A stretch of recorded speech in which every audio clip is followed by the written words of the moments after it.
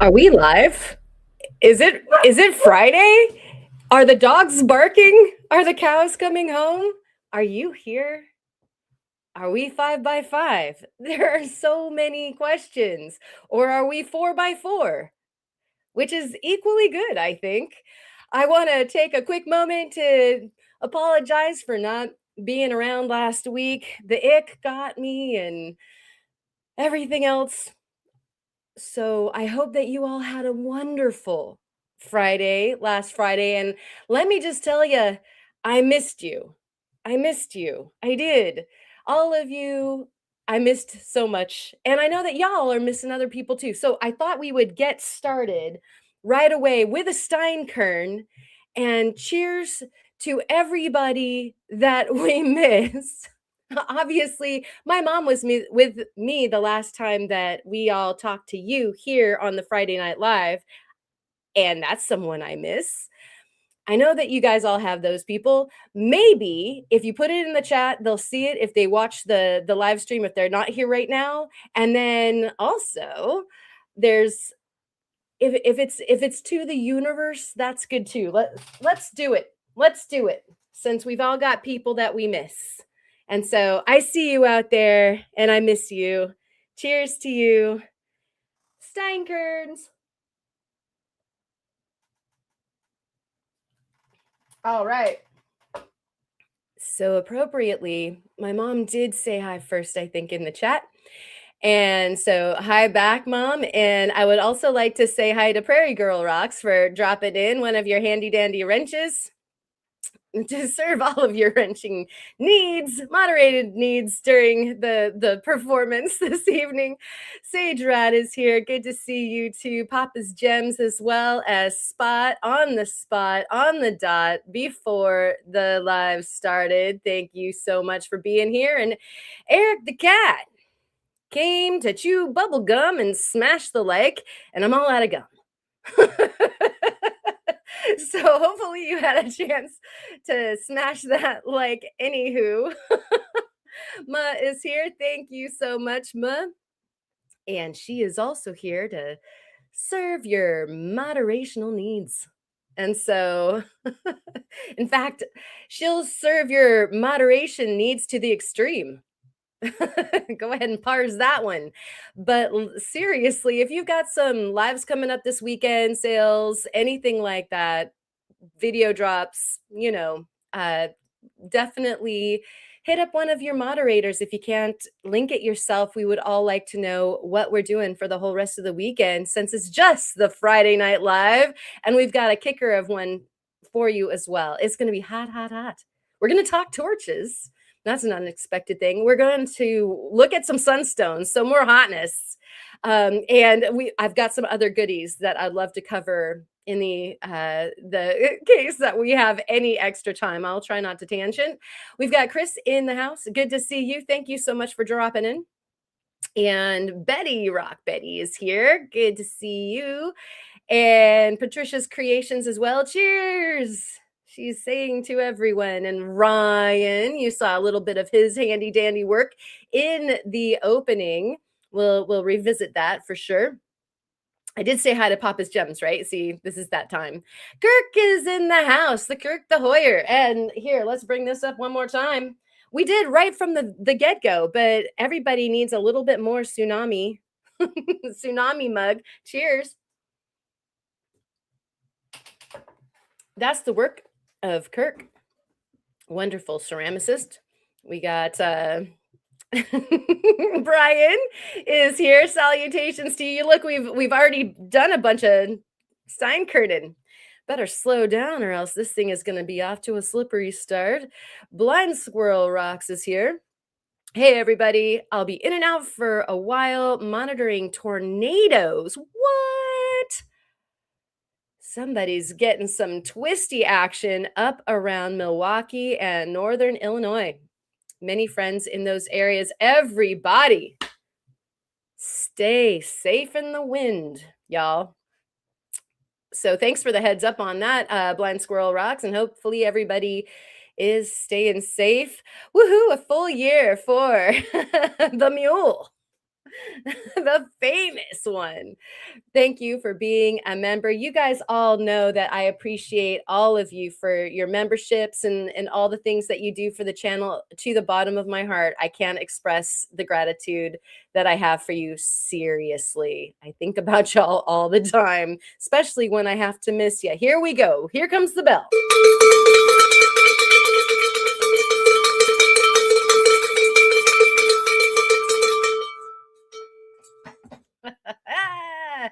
Woo. All right. And actually, I am feeling better. You can probably hear the uh, the schmelkus in my connecticus oink, and I've got some of this just in case we need it. Just for blowing my nose. I don't plan on doing anything else here with that.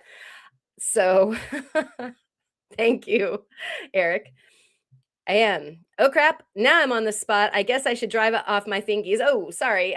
We all know that there might be a delay in Ma's incredible moderation muscle. It's because she's got wet fingers because she's always working, and that's a good thing. Gold Hunter from Alaska. The Alaska Gold Hunter is here. I hope to make it again this summer. I hope that you do too. That would be great. Are you talking about Sunstoning? We're going to be talking about that quite a bit tonight. I've got some really amazing things to show you guys. I'm no brag, just truth. Some of that stuff over there behind me have torches and pitchforks.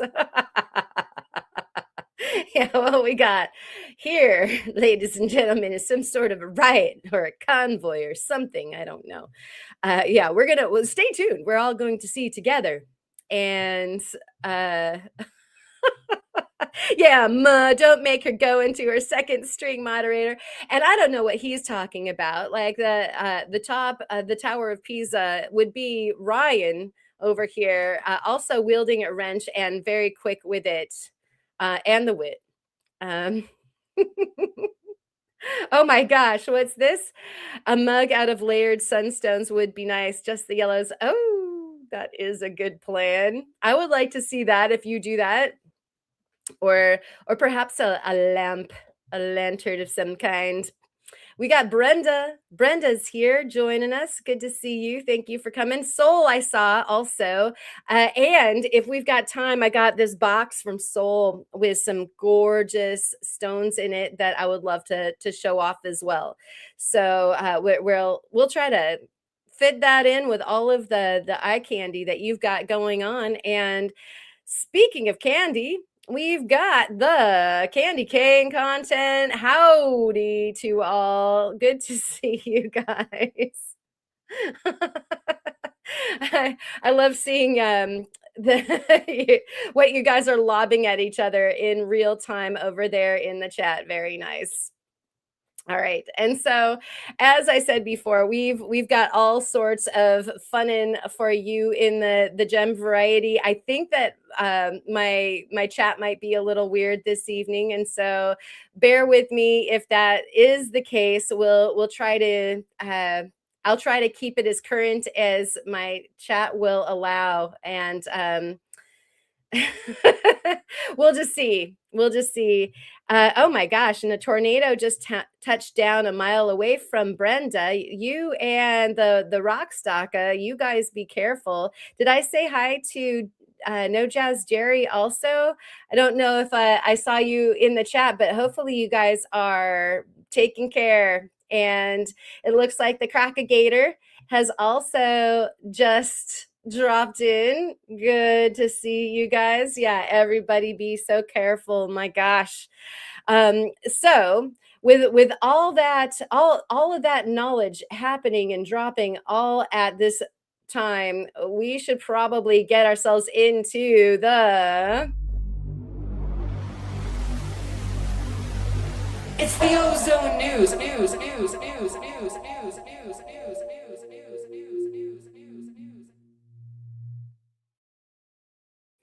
And in the news, we are still saying howdy there. We've got the spot prices from over at Rio, and those have gone up again. Hold on to your wallets, everybody. Silver's back up to 79.32. Youch. Gold is also ascending 4,870, 50. Platinum is at 2143 and palladium is at 1594. So, if you're not throwing all that extra coin at what's in your tank, well, why not buy yourself a couple of bunches of troy ounces of some precious metals while they're on the rise? It hurts. It always hurts. But we have some more lovely things in the news. You guys all got a chance to see on the thumbnail a little bit of some sunset action that was happening here.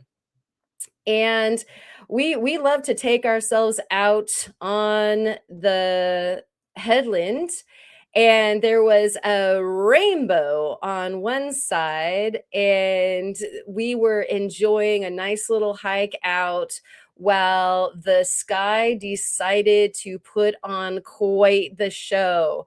So I thought I would slap out the camera and get you guys a little bit of footage.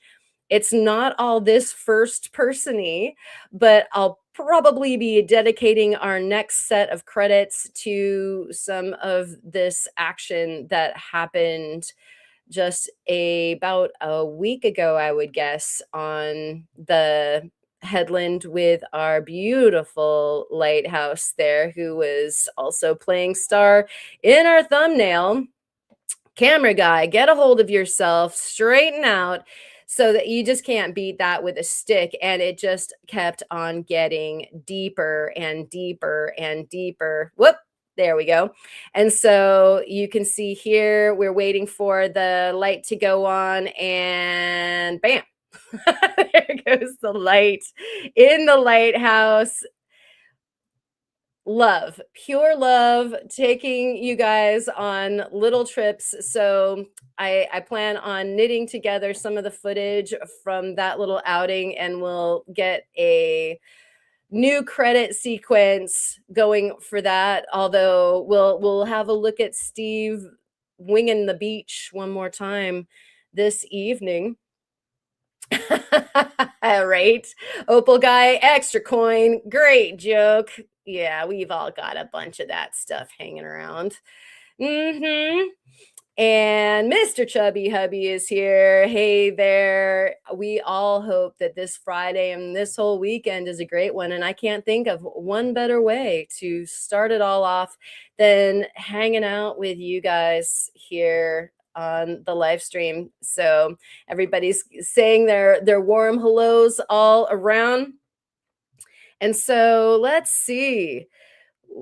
In addition to all of that beauty that we had going on the in the world around us, we had a little guessing game at the top of the show. And if you guys have landed after the top, then those of you who did see this, don't give them the answers. Don't give him the answers. What is this that we are looking at right now? You can see some interesting mineral shapes over there to the left. I'm giving you a hint as to what just possibly could be stuffed into this cute little guy. This is a cabochon that I was able to work on earlier in the week. And let's forward on to this. And you see some more of the mineral and some more of the surrounding yumminess. Go ahead and do your guesses. If you didn't see the beginning of the show, where I did do a brief reveal, we were playing in the microzone because I could not wait to have a look at what this guy looked like underneath, because it's got some metallic elements that I absolutely adore. So we'll keep this going, and I think we have one more shot. These are all at 40 times magnification. So we're having a really good look at the structure. You saw some fortification lines. You saw some interesting shapes of things. I did mention metallic, and yet, with fortification lines too, then we have something that's got to be some blended thing. And so I guess we're looking for the name of a kind of material. And that opal guy is saying amethyst, and I will tell you what, that's not a bad guess, because we know that amethyst can have some really cool inclusions, that some of them take on some of the metallic properties. I think you can find iron in amethyst. You guys can all correct me if I'm wrong. Often can be misled or have a hazy hold on memory. But also, I'll tell you that the body color is somewhat deepened because of the effect of the microscope. And so we got a no clue. And we've got an agate with dendrites, manganese oxides, maybe. And that's like a very, very good guess. And so we will continue on here. And the spoiler, if you guessed graveyard point, you are correct. So graveyard point plume agate comes in a lot of different flavors, and one of my favorite ones is the one with the marcasite. And it has the tendency to present a little bit more on a bluish side, when that marcasite lends itself to some of the other chemicals. And somebody told me that there was actually a biological aspect to the way that the graveyard point agates are created. So I need to look into that more. I think there's a white paper that I need to read, but at any rate, they have some really spectacular, tiny patterns and inclusions and details that are very enjoyable looking at underneath the microscope. In fact, you could probably use an entire microscope session on just the plume agates and the dendritic as well. You're not off base at all, Eric. There's plenty of dendrites in the graveyard point agates, especially these ones that have the marcasite. So you can see the pretties there. And we have the backlit version here as well. And it looks plumy. It is the plume extravaganza. And what's in the box? Looks sort of like the agate lapidary Dave cut last night, but it was more mossy. You know, you've got to love what finds its way into suspension in agate, don't you? Or what agate loves to coat and bring into this spectacular realization. I'm sure that it happens both ways. Okay, and beautiful plumage, the Norwegian blue. That sounds lovely, and it does look dark and stormy. In fact, it's feeling a little correct for the mood with what's going on for Brenda and Jerry. Hopefully, you guys are doing okay. And we will continue on here. We've got the petrified woods coming in also full effect. And we've got on the left-hand side some beautiful red colors that we actually found in the Oahe. Really big grains. It almost doesn't look like petrified wood, although the cell structure is visible in closer to the one on the left-hand side. It is spectacular. And then I'm sorry about Lily. Lily is wanting to announce to everyone how excited she is about wood and fetching it, even the petrified kind. And then we have over, if you guys can hear her barking, we have over on the right-hand side some beautiful ebonized Montana. This is what Theo likes to call trifecta stone because what it ends up being is agate, Montana petrified wood, and then Montana jasper, if I've got his trifecta right. The details in these pieces are really incredible. This particular, they don't always be ebonized black like this guy, but you've got this spray of yellow ochre, brecciated jasper inside where the petrified wood has pit rot or whatever was going on there, and then following as you go up the stone some of the actual wood. Amazing, absolutely fun times with the stuff that um, Theo throws our way out of those boxes. Having an excellent time, of course. We've got some more fun that we had in the studio this past week. We've got some Boulder opal that we did some polishing on, and that was some material from Claude. I know a lot of you have been enjoying those opals, so we thank Claude for that. And cheers, Mom. She's telling everyone not to get winded. Very good. Somebody hit the rim for her.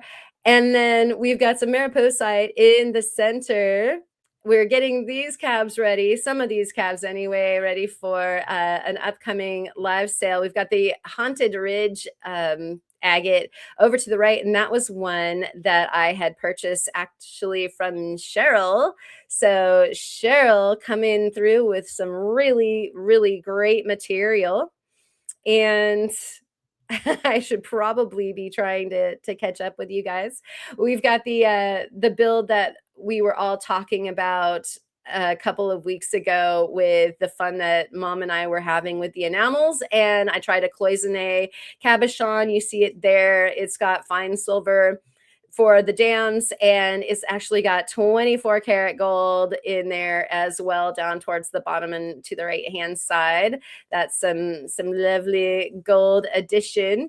And then we finished it, and so it's got a smoked Ethiopian opal as one of the accent stones, and then an amazonite from Colorado that Theo went and mined over there on the right hand side, and that sort of made like the perfect the perfect duo to pick up the colors that were in the enamel. And so Rick, hey buddy, good to see you.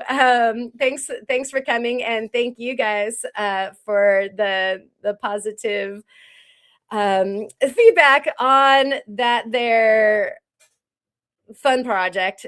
It was an absolute blast, but that does actually remind me that I did want to talk about this a bit.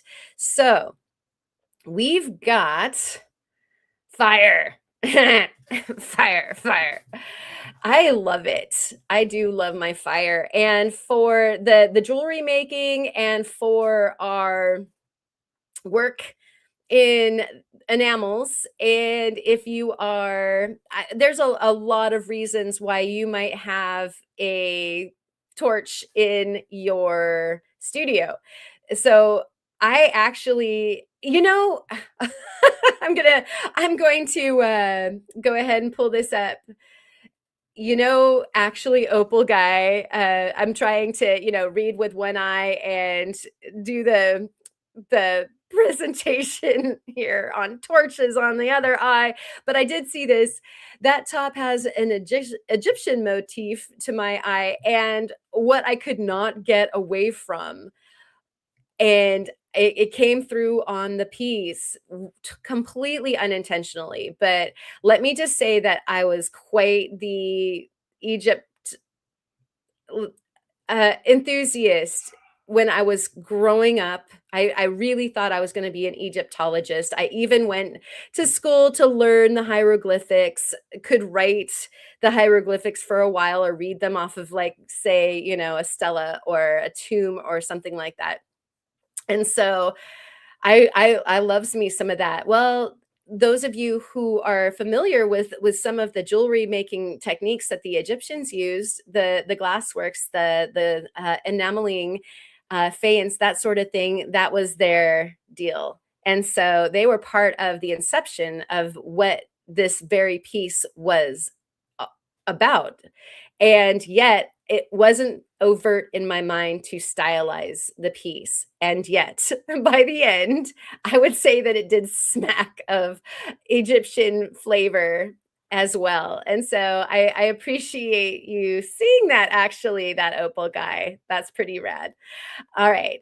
So I had to pull that out, and also I gotta pause here for Sage Rat gifting 5 Ozone Fine Art memberships to some lucky recipients, and I want to thank you very much for that support, Sage Rat. So let's ring the bell and welcome in the new Ozonites to the tribe.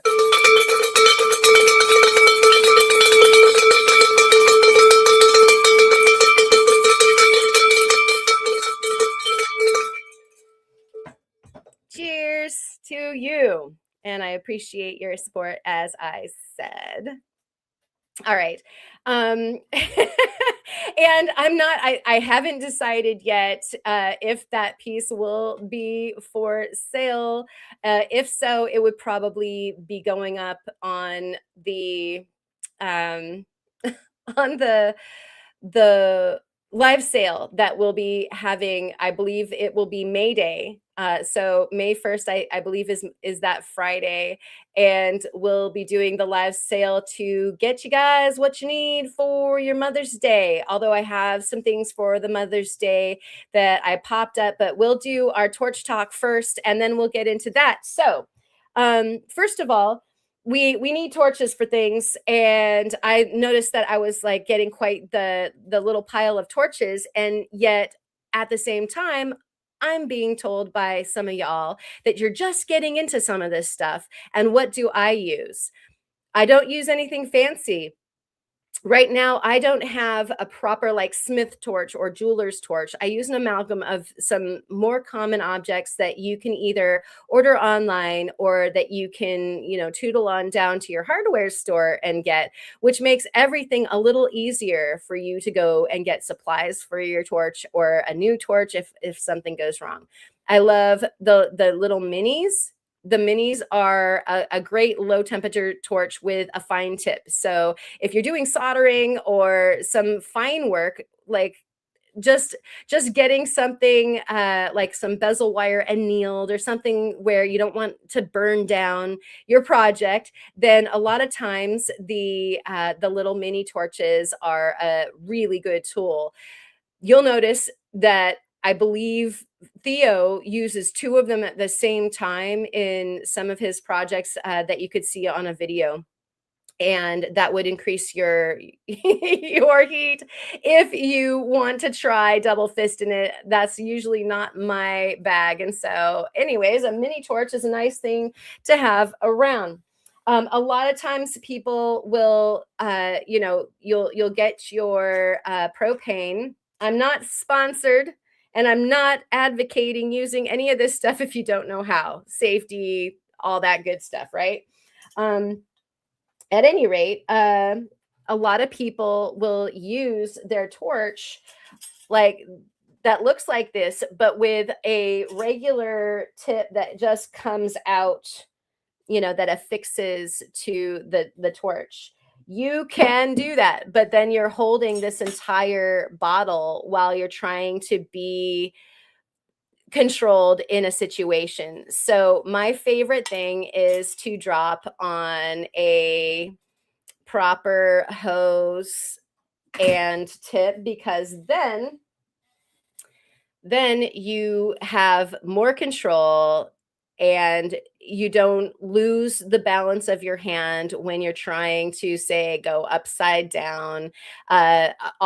If it's attached to the bottle, a lot of times it doesn't like certain angles, and this is a hose is a tool that will help you to get many more angles on your tip, and not have the issues of being directly nozzle to your container. So this is actually a medium size tip, and sometimes you can buy just the hoses with some different tips that you can adhere to them. And so, something like that can be a great tool too. So we're talking about gases too. We've got butane in the mini, and we've got propane here. So butane, a little bit lower heat. You've got the propane, which is a good medium heat. And so I use that with the medium tips. And then we've got high MAP. And this will get you your temperatures up to, like, you're into the I think you can get up to the 3000 with that. I know you can get the 2000s for sure, and then that other rig that I just showed you will get the low 2000s. And so, at any rate, I loves me some MAP. This is for the MAP. So this is a great big torch head. As you can see, I can bring this little medium guy back so that you can kind of get a comparison. I'm doing this for all y'all that had been asking me these questions. I thought I would just cover it for everybody all at once, because I did get quite a few questions about, hey, I'm outfitting tools for this enameling thing that you were just talking about. This torch would get you by with propane and a medium head for your enameling. I liked using a little bit bigger of a head, but if your project is small, then you run the risk of frying some of that glass, and so you have to sneak up on it. All of these things take some nuance and that sort of thing. But at any rate, we have a medium size and a large size. This one is dedicated to MAP. And so I'm going to put these aside for a moment and show you a fail. This is also a torch head that I bought online, and it was supposed to be for higher temperatures, and it was supposed to be for just propane. And this guy actually was how I got all of my beginning sand casting pours done. So if you're interested in cooking some metal in a crucible, you're probably going to need more than that medium tip and propane that I showed you. I tried that and it didn't work for me. So I bought this guy that has a medium large tip. It ensured that I could get over 2300. That's Fahrenheit, not Celsius, y'all. And that would cook the silver that I wanted to get going without my arm falling off. And so this is why I bought this one. And then I also, any thicker gauge metals like the coppers, and I know you guys have been watching Jerry work with some copper materials and soldering and that sort of thing. It's dirty and it's tricky material. So getting it hot and getting it soldered as soon as possible before your flux runs away and that sort of thing is important. So you can use something like this. This is a fail though, because it broke. And you know what? You do not want something that you have, attached to gas and dangerous flammables to break. And so I ordered this one online. It worked for, I would say, I don't know, maybe a year. And then I was using it to do the enameling projects just recently, and it had a failure. And the liquid gas was, leaking out of it. Scary? Yes. So everybody make sure, once again, that you always use your safeties. Having a fire extinguisher right there handy, making sure that you're wearing non-flammable materials like cotton and wool, wearing gloves, all these things, because that was a little bit of a scary failure. It was not on fire at the time that it failed. That would have been even scarier. So at any rate, trust your manufacturer when you're buying. That was one of those purchases from Amazon that, it was one of those names that have consonants and vowels added to each other in some way that some company, and so it just did not turn out to be a quality product, and in so was actually dangerous. So I just actually ordered and received this guy, and this is a trusted name for me, not sponsored, not telling you what to do at all in any way, but this is replacing that torch that I just showed you. I'm not going to be risking anything anymore. This particular torch actually is workable with both MAP and propane, so it checks all of the boxes for me. And it came with this handy dandy holster too. And so those of you who are just getting into it, you can spend just a tiny bit, like getting yourself into one of those smaller torches, like the butane mini, or a smaller propane, and then you can work your way up to getting something bigger if you want to drop a little bit more coin.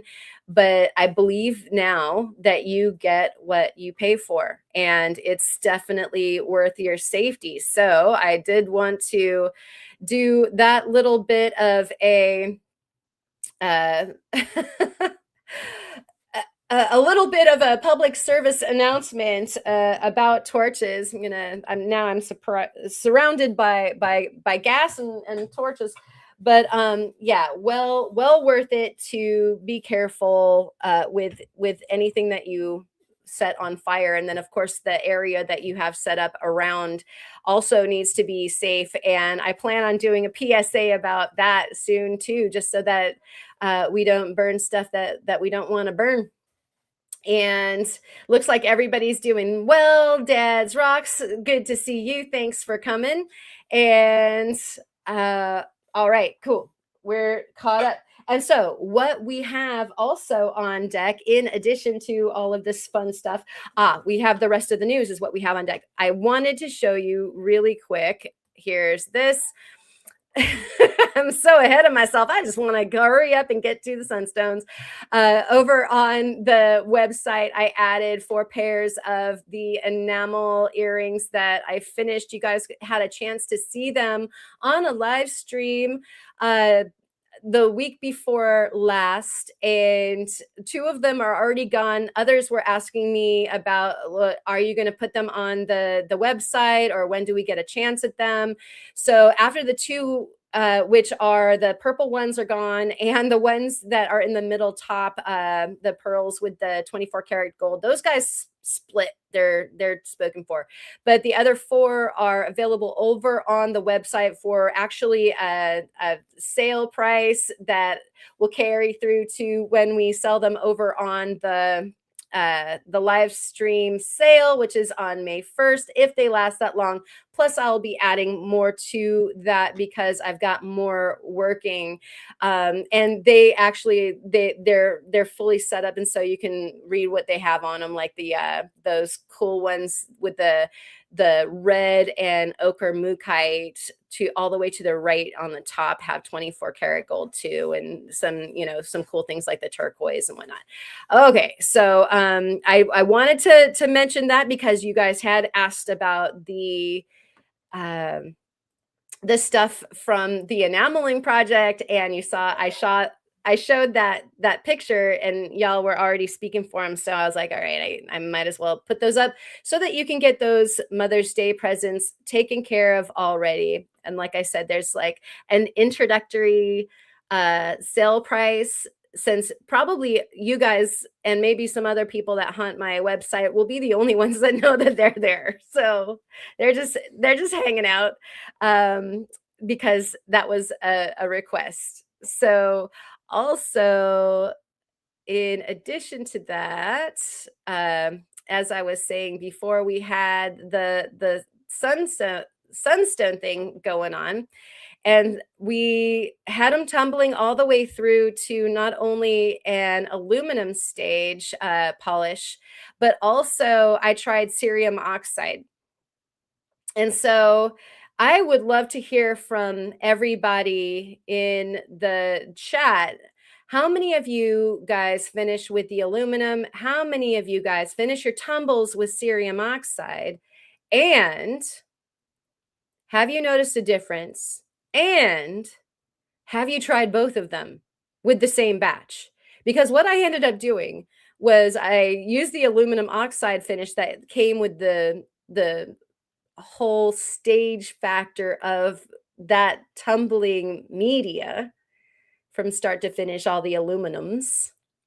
And then I changed to the cerium oxide for the very last and did a burnish with the borax. And so I would love to hear what you guys do and uh, what kinds of effects these things have had on your stones, because these being clear, I thought I noticed something that was really interesting. So we'll see. Well, here is Ryan's what really happens to sunstones in a tumbler. Let's see that again. So one more time. Ryan's what really happens to sunstones in a tumbler. I love this so much. Ryan always provides something great for us to see on the Friday Night Lives. I really appreciate that. And so what we've got here in the chat, hey, Aged of Anderson and Lonnie have joined. Good to see you guys. And I'm making sure that I don't miss anybody else. It looks like Resort Dog is here too. Good to see you. Thanks for swooping on in. And let's see. Okay, we are talking about our finishes. So 12K says Dad's Rocks, aluminum oxide, and AOA from Rick. I use both, says Wisconsin Rockstalker. Okay, so if you use both, have you used both at the same time, Jerry? I mean, not at the same time, like literally adding it to your tumbler at the same time. I think that's the end. So let me remove that. I did the aluminum first, and then I washed them off and soaped them. And then I was like, do I go to the burnisher, or I've been really curious about the cerium oxide. So I just went ahead and poured some serious oxide in there with that batch and let it tumble for I would say another half day with the cerium addition to see what happened. And then I burnished. So we've got, I love a sunstone. Well, we're about to see some sunstones. Let me tell you, it's going down here in a moment. In fact, I think I can do this.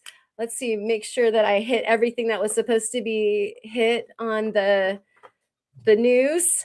And it is serious work taking those pictures. I wonder who we're talking to. Eric takes some really good pictures of the universe. Ryan has not tried cerium, but I do not have super cerium. So I should add, it was definitely the super cerium and not just cerium. And so I believe that's white as opposed to some of the beige stuff that you see bebopping around. And Ma is saying, as it is, I have polished all my preform earrings I've made in the tumbler with cerium after I pulled them out of the tumbler. Oh, so are you talking about by hand? I'm not doing these guys by hand, but I poured it into the tumbler. Have you used it in the tumbler? I would love to know. I know it's spendy to do that way, but I couldn't help it. Mox Rocks is here. Good to see you. And I hope I said hi to you earlier. I think I saw you in the chat earlier, and I think it, just don't know if it comes out the mouth hole. I just like cerium so much, she says. I tried diamond paste and hated it. But I'm new to tumbling. I like sanding by hand, and cerium has been the best. Yeah, cerium is my go-to for all things done by hand. So cabbing, faceting. I have to use diamond with certain prima donna stones in the faceting world because that's what they like, and everybody likes something different. But the Sunstones love cerium on the faceting machine for a final polish. So I was like, why am I not using that? It can't be bad, can it?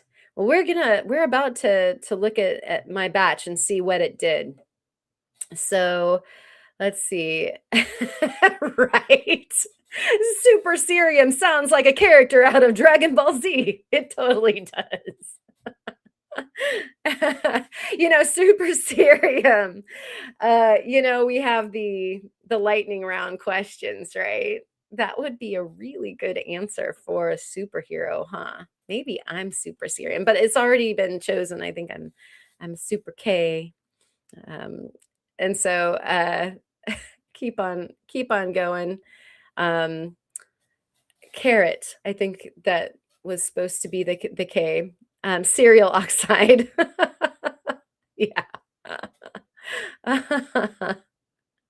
um, Coming down. I'm super serious about being interested in the answer to this question, and that's I'm taking a break to check it. We've got Tim. Tim. Tim is a great polish too. Tin, like the tin oxide.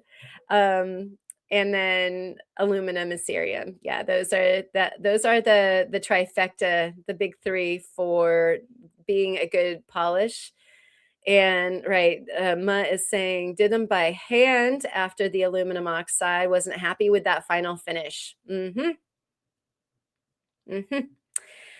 Interesting. And we have from Ryan, I have tried Rapid Polish 61, which is the same micron size as Super Cerium. I need to do more experiments. I'm trying to make something new out of like each sentence. Try some new experiences. Everybody, let's hydrate together and have another Steinkirk. I think that's what my mouth needs. I'll bet you your ears need it too. Cheers to you.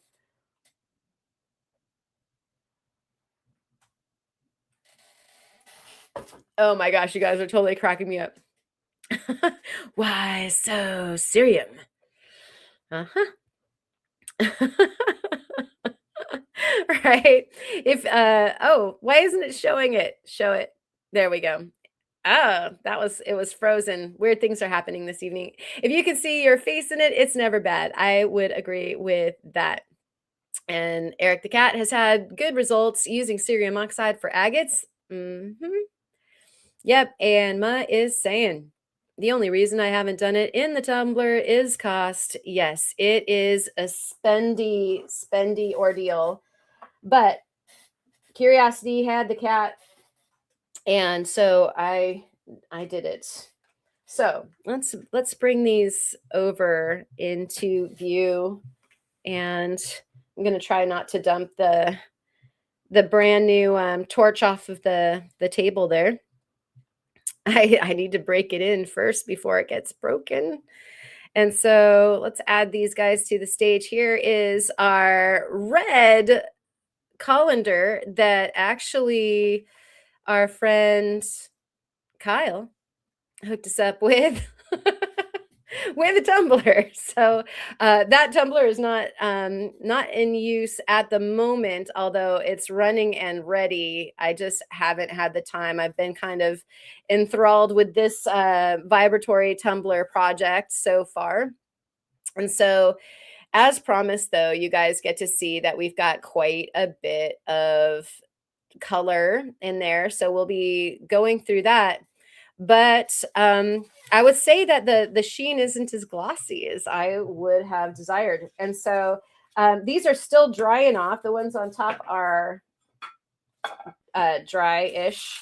And we're going to put them out on a white plate here, just in batches so that we can parse them from the uh, media, the ceramic media. Oh my gosh, you guys are probably hearing my nose.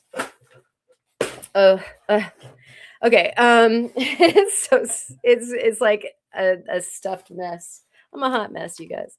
Okay, but here's more beautiful hot mess going on in here.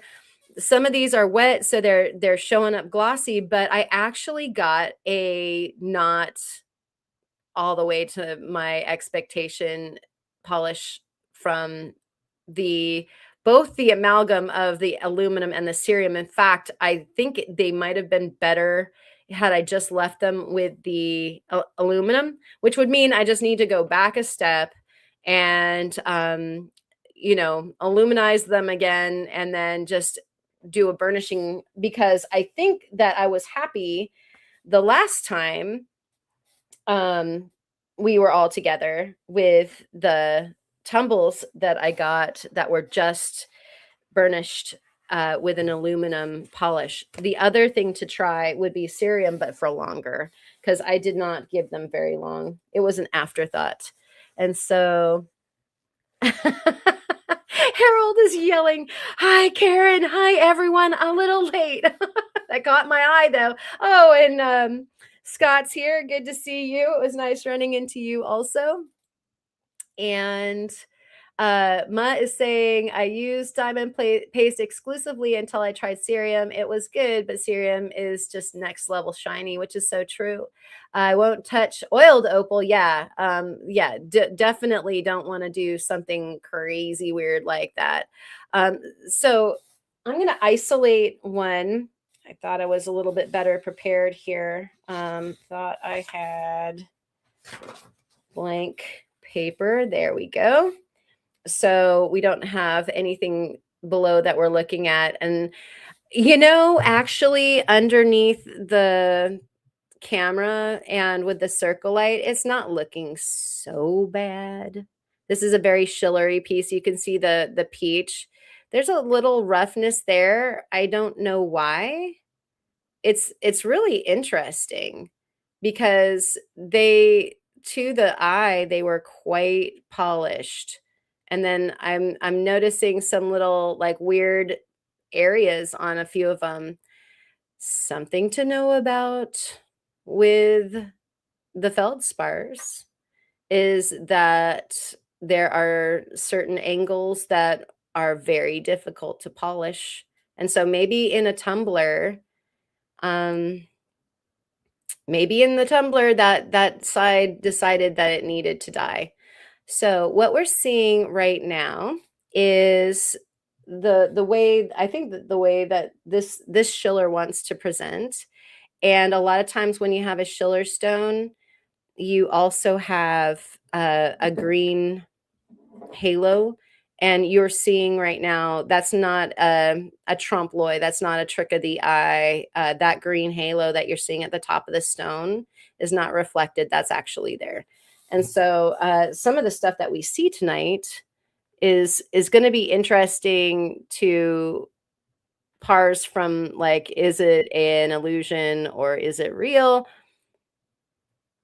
Especially with the way that colors on sunstones like to happen. So I'm trying to shine those platelets for you. Let's bring it closer and see if I can get this coordinated. There we go.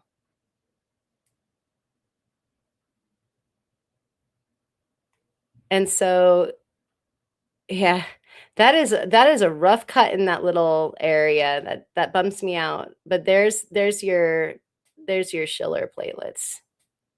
And if that's not hot, I don't know what is. So most of these sunstones either have Schiller in them or they're colored. This was like my A team stuff that I had parsed from the very last time that we went and got a belt run. I'm seeing how close I dare to get. But these are polished enough that we'll be able to put a really good one underneath the microscope. You can now see the shadow of where that Schiller is. You can see those Schiller lines still. And that actually even gives the whole stone a bit of body color. And it's like trending towards green. And so that's a really good example of Schiller and sort of that green that happens with the sunstones. I've got some actual greens here though, so you don't have to use your imagination either. So you're seeing sort of that green tone mixing with the peach tone when I'm giving it that angle as well. So this is what you can expect if you tumble yours, and especially if you go to, this was a spectrum dealio. I'm not going to put that there because we are going to do that and rinse and repeat. So making sure, hey, Tomcat Josh is here. Good to see you. I hope that you've been doing some wonderful gold finding. And if you guys are missing out on Tomcat Josh's journeys into gold, definitely tune in over on his channel for some super fun with the like panning and finding yummy nuggets. So gold is that sunshine that you get in a pan, and we've got some sunshine in a dish here. So I know that several of you probably at this point have been going, can you show us some of the color? Oh, please, oh, please, oh, please. And so let's pick up one of the colored ones. This is actually a big juicy one right here. I've been eyeballing this one. This one was in the thumbnail. Let's see if we can get it. Yep. Okay. So y'all, if you haven't been along for the whole ride, one of the reasons why to tumble these sunstones is not because I was specifically looking for having tasty specimens that were tumbled and pretty, but I wanted to have the X-ray vision into the inside of these stones so that I could judge how facetable these are. As I'm rotating this sunstone around, you are noticing different values of color, and you can see where the color itself resides. I mean, it is such a trip with sunstones, the way that the color presents. And that's where the platelets of the copper reside and are giving the body color to the stone.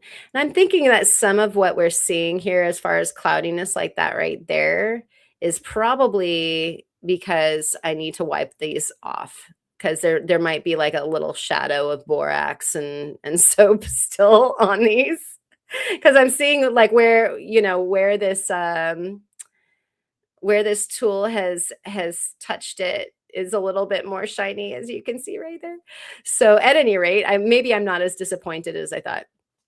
But you are seeing a bicolor here because we're definitely having some color change. Maybe I need to wipe that off right this second. Everybody look at that beautiful plate while I do so. See if I can improve that. Otherwise, that is a cleavage plane, and that might be part of the reason why we've got it kind of more dull. I'm really intrigued with why these don't seem as shiny as I think that they should be. I left them in for longer than the last two because I wanted these. Oh, I just shot it. Okay, everybody look at that, just a little bit longer. Shot it over down underneath my desk. Might be done with that one for now. At any rate, that was a bicolor, and I have some other bicolors, but what's interesting about those is that, from one side you see the stone is really quite red, and then from another angle, the stone is either green or turns really super dark because the green and the red are mixing and you get like kind of a Coke bottle color. And so it's up to the cutter, um, the faceter, if you're going to be cabbing or whatever it is that you're going to do with your sunstones. It's up to that person to make sure to cut it right, or else you lose the color. And it's absolutely tragic when that happens. So here's one that's red. It's presenting quite red. You can see, dependent on which angle I decide to cut this will be a small stone. It might, be okay to make a small marquee like from this angle. And you can see that we've got a little bit of color shift in this one, getting awfully dark, going in one direction. And so you just decide, like, do I want to harness that? And look how light it is down there at the bottom.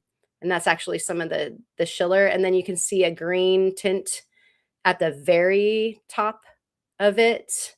That's actually there too. And that's what's making this angle so dark. And so do we want a really, really dark, almost like a ruby red stone? Then we cut it from that angle. If we wanted something lighter, look at how light all of a sudden. If we want something a lot lighter, then we can cut it from an angle like that. And so it makes so much of a difference with the sunstones. And so you go like, you got so much stone to work with going this direction, but you lose the color. You have so little stone to work with coming from this direction, but that's where like the high quality color is. And so a lot of you ask, oh, like, could you facet my sunstones? I've got a whole bunch of them, and the faceter is going great. What you get isn't dependent on how big your stone is. You might have a great big stone, but it's just got a tiny portion of it that can be used and that sort of thing. So that is a wonderful and facetable color, though, and I will be doing so with that. Let's get another one up here that's really interesting. This guy here has all the above. We've got green, we've got Schiller, and we've got red. So let's green that underneath there. Look at that. So we've got, that's like all the colors, like very much so. You see the green now. Like if you didn't see the green before when I was telling you there was green in there, it's kind of like the teal there towards the bottom next to the pink. Oh, there it is. And it's very directional. We're traveling this way and we're seeing the striations of the Schiller bars. And when we kind of flip it over, you see it can present as red. And so if we stack it, that's not going to be the good angle. Thank goodness. We get more out of this stone then. Probably somewhere around here. You can see how almost like, so it's green now at the top, like the left top is the green part. And you're seeing that green, but at the same exact time, you're seeing red over on the right-hand side, and then there's pink Schiller in the middle. This is a good one. It's small. It's a small stone. And so when you facet something like this will lose probably maybe a half to 2/3 of its weight to get faceted.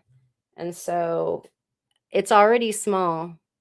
So when faceted, that guy will probably be like maybe a 4. How deep are we? We're not very deep. So a shallow marquee or something might make the most out of that. And you might have out of a marquee, maybe even a 6mm stone, but or if you wanted to cab it, you'd probably have something more along the lines of, cabbing actually takes less though. So it's, you could save more. Or if I wanted to just do a rose cut, which would be faceting it from the top, but not the bottom. But the whole idea is to harness the color that's in there that you see, and reflect it all the way through the stone. Actually, it goes quite maroon right there. That's actually that dark. That's not it reflecting the tongs I'm holding it with or anything like that. That's interesting. That's a sweet spot right there too. So beautiful stone, very desirable. And that weight that I lost by tumbling it saves me time to get to that point anyway. I have to take that stuff off anyway. So it makes so much sense to just jump to that level and be able to see where there are the problems in the stone. Like, I don't have it out yet. I thought surely it would come out with the first pour, but I know that it was one of the ones that everybody must have been eyeballing as it was coming through the tumbler. There's a very bright red one. Oh my gosh, I just squeezed that one across the room. So you guys remind me that I have 2 sunstones hanging out on the floor. And I'm trying to also look for some of the greenies. They're a little bit harder to see, when you're hunting, even they're harder to see. A lot of times you miss the greens. I think that's a green. You'll miss a green when you're hunting and you just think it's a champagne. So that's got it. This has some like little bit of green, but I know I've got some stronger greens in the batch too. So we're not going to see much of that green reflected, like a little bit of it at that angle. That's not a good example. Still putting it aside because it's a good one. And we are also sorting for faceting, like I said. Let's get some more of these out. Find you guys the good green. And I want to show you guys, there's, anybody ever lose these in your tumbler load? Don't want to do that. Don't worry, it didn't go with the tumbles. This is the one I was talking about. Let's put that aside for a moment. Is that a greenie? That looks like a greenie. Okay, so let's get that one right. See if I can shoot this across the room as well. Place your bets. So I saw this one before it got started tumbling, and I was like, wow, this one gem is probably going to make it worthwhile for the whole set. That is just, it's not wanting to be picked up the way I wanted to pick it up. Let's try that. Hopefully we don't shoot it everywhere. Here comes the white. Okay. And so look at this thing. Will you look at this thing, you guys? That is a gorgeous red sunstone. And it's so freaking clear. So one of the problems when you get a super red sunstone is that sometimes it's just riddled with the big platelets. So when you go to facet it, actually the platelets are going to knock down the color because they cause a fewer, less refraction to be bounced off of the pavilion and back up through the table and into your eyeballs. And so this guy is pretty dang clear. You can see Schiller lines, but the platelets aren't so big that it would mess with the color. And then I got to looking at it. And we might have to put this guy underneath the microscope, because what I need to ascertain is there is a fracture line that looks like it might be going straight through the middle. That's why we do this, folks, because otherwise it looks so clear. I would have totally been deep into faceting this before realizing that a fracture line is going down the middle. It's even hard to see with it this way. I just love how marginal the color is, though. I mean, look at where it stops. It stops abruptly. Like, that's where the copper ends, ladies and gentlemen. This one doesn't seem to have very much green. If you tip it right there, you can see a little green to the right-hand side. There's often a little, like, oxidized halo, it seems like, and you can kind of see it from that there. There's your green at the bottom. So maybe we put this one on the old microscope. So, oh my gosh, says Rick. Yeah, some beauty as far as the gemstone goes. Absolutely. There's going to be a minor disappointment if there is a fracture line through this, because that will literally mean that I can't use it as a facet stone, which, again, like, if that faceted well, then it would have, depending on what I do with it, it would pay for the whole belt run that it came from. And that's actually where we're at with value for these things. So let's just see where we're at with this guy. We'll have a closer look at the way that they actually ended up tumbling too, which is going to be valuable, I think. Okay, so here we are. It looks like we've got a little doggy hair or something like that there. I'm not sure. Yeah, we shall find out. Are we not low enough? Hold on.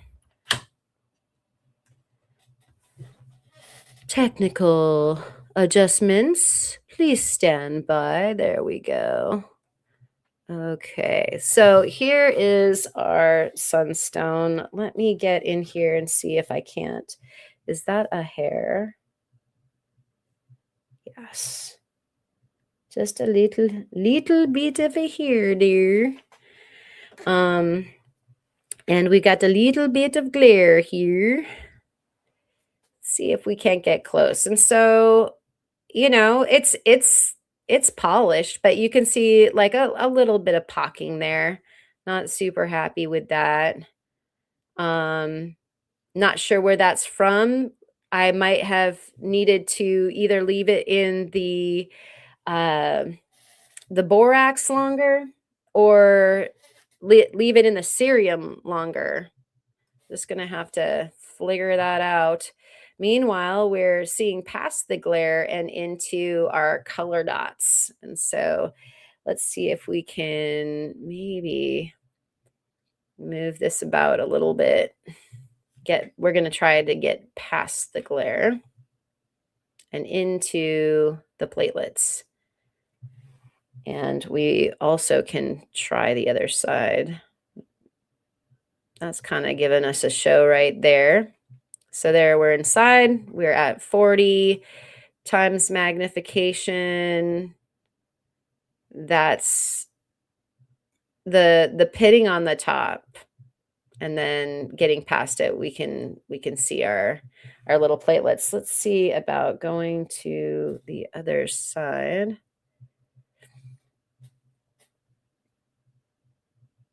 There's our margin. That's kind of interesting. A little margin of color.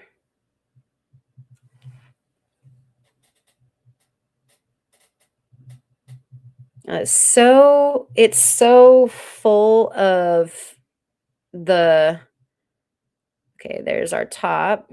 You can see like just a little pebble surface That's just driving me crazy. I'm used to, like, if I'm looking at something through the microscope that I faceted, I can see it is, it is glass. Let's go over here, see what we see here. Huh. Yeah. Yeah, it's okay. So what's interesting is we're seeing red field.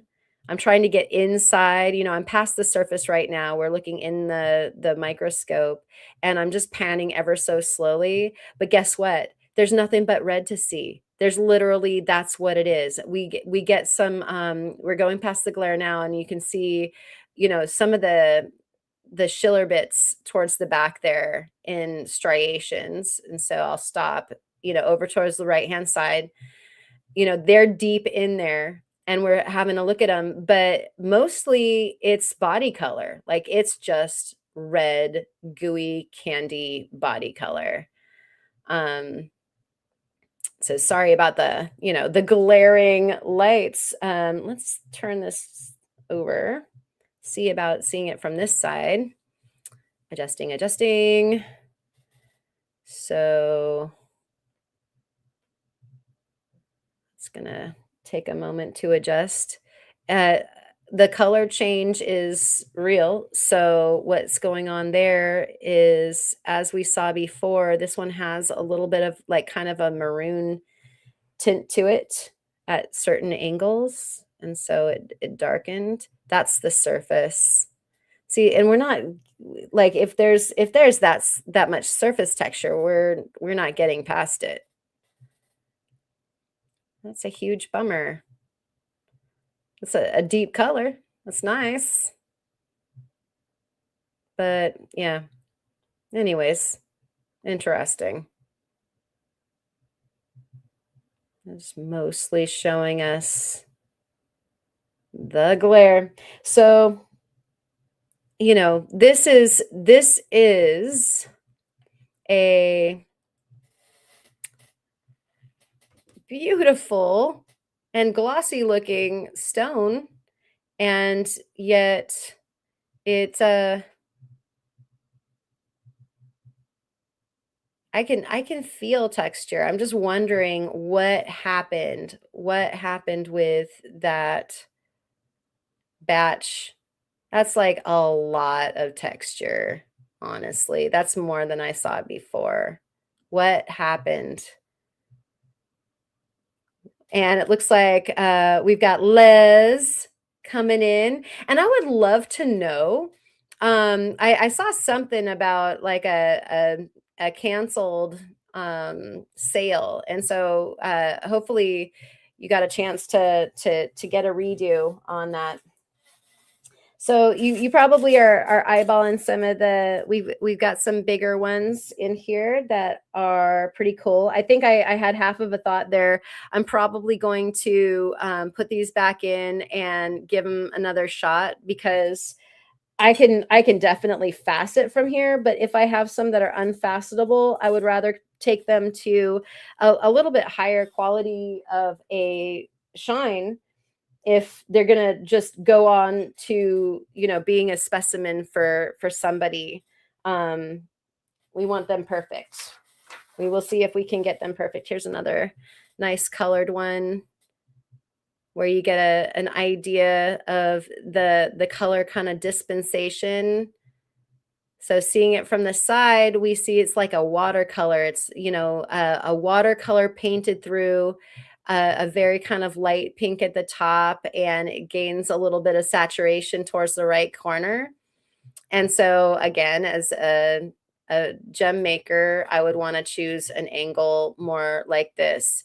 Plus, I think I had mentioned that the feldspars have the tendency to fracture at their cleavage points, and so that might be the problem that I was having getting like the perfect gloss on these, was that they kept on. I over tumbled them maybe, and they started to fall apart. I don't know. I'm new. You can see from this angle, actually, some of the Schiller is shining back at us, and that might be reflected from the fact that that's up there. Yeah, that's actually a cleavage plane. So when you facet or when you do a cabochon with a sunstone like these, then you also need to plan that into your fastening. If I facet it from here, I get away with getting all that bold color. If I facet it from this face right here, and I put the table right there, I mean, look, you can see like really bright Schiller coming across right there. How pretty, right? But if I decided to use that angle and I just, made the facet like down towards the bottom is the pavilion and this is the table. This table would not be stable. It would not be a stable table. It would hop on pop. It would be terrible because it would slough off actually. And so as it sloughed off, it would make it impossible for me to make it actually polished on the top, and other parts might slough off too at the other angles. You have to deal with that if you're doing sunstones.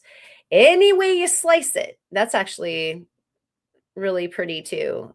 So anytime you see like a hard angle on a sunstone, that's probably one of its, you see how geometric this is, parallelogram-ish. Well, the reason why is because it's showing you exactly the two cleavage planes. And you want to stay away from that. This is not a good preform for your finished gem because you have to get off of those planes for your tables and other important angles or part of your cabochon or whatever you're building, because it will not polish correctly, if you choose that same angle. So this is actually a really cool stone. It'll be fun to plan how that one gets faceted, but definitely a facettable. And you saw that was kind of trying to bicolor also. Let's find a green one, for goodness sakes. I promised you that we'd find some green. I think that one's a little greeny. A lot of times the greens have the tendency to also be smaller. I'm not entirely sure why. Like we have these big gobby red ones, and then they're more shy and retiring green ones. Like I'm seeing a bunch of green tint, but I want to find you guys a green spot so that I'm not lying about it. Here's a little tiny green spot. And like I said, a lot of times the greenies are small. There is a green dot one right there. So it's a also watercolor. I love Montana sapphires in their natural color because they look like watercolors to me. I love the color in the Sunstone. You can see actually the green reflected there in the rest of the stone. It's definitely at the tip, but you can see it reflected through the rest of the stone. And that's sometimes how you can discover that you've got the green. But the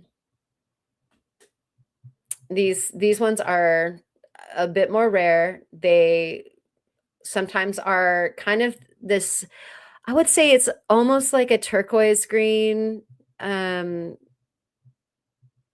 It's not like a super hot Kelly green. And they are elegant when you facet them right.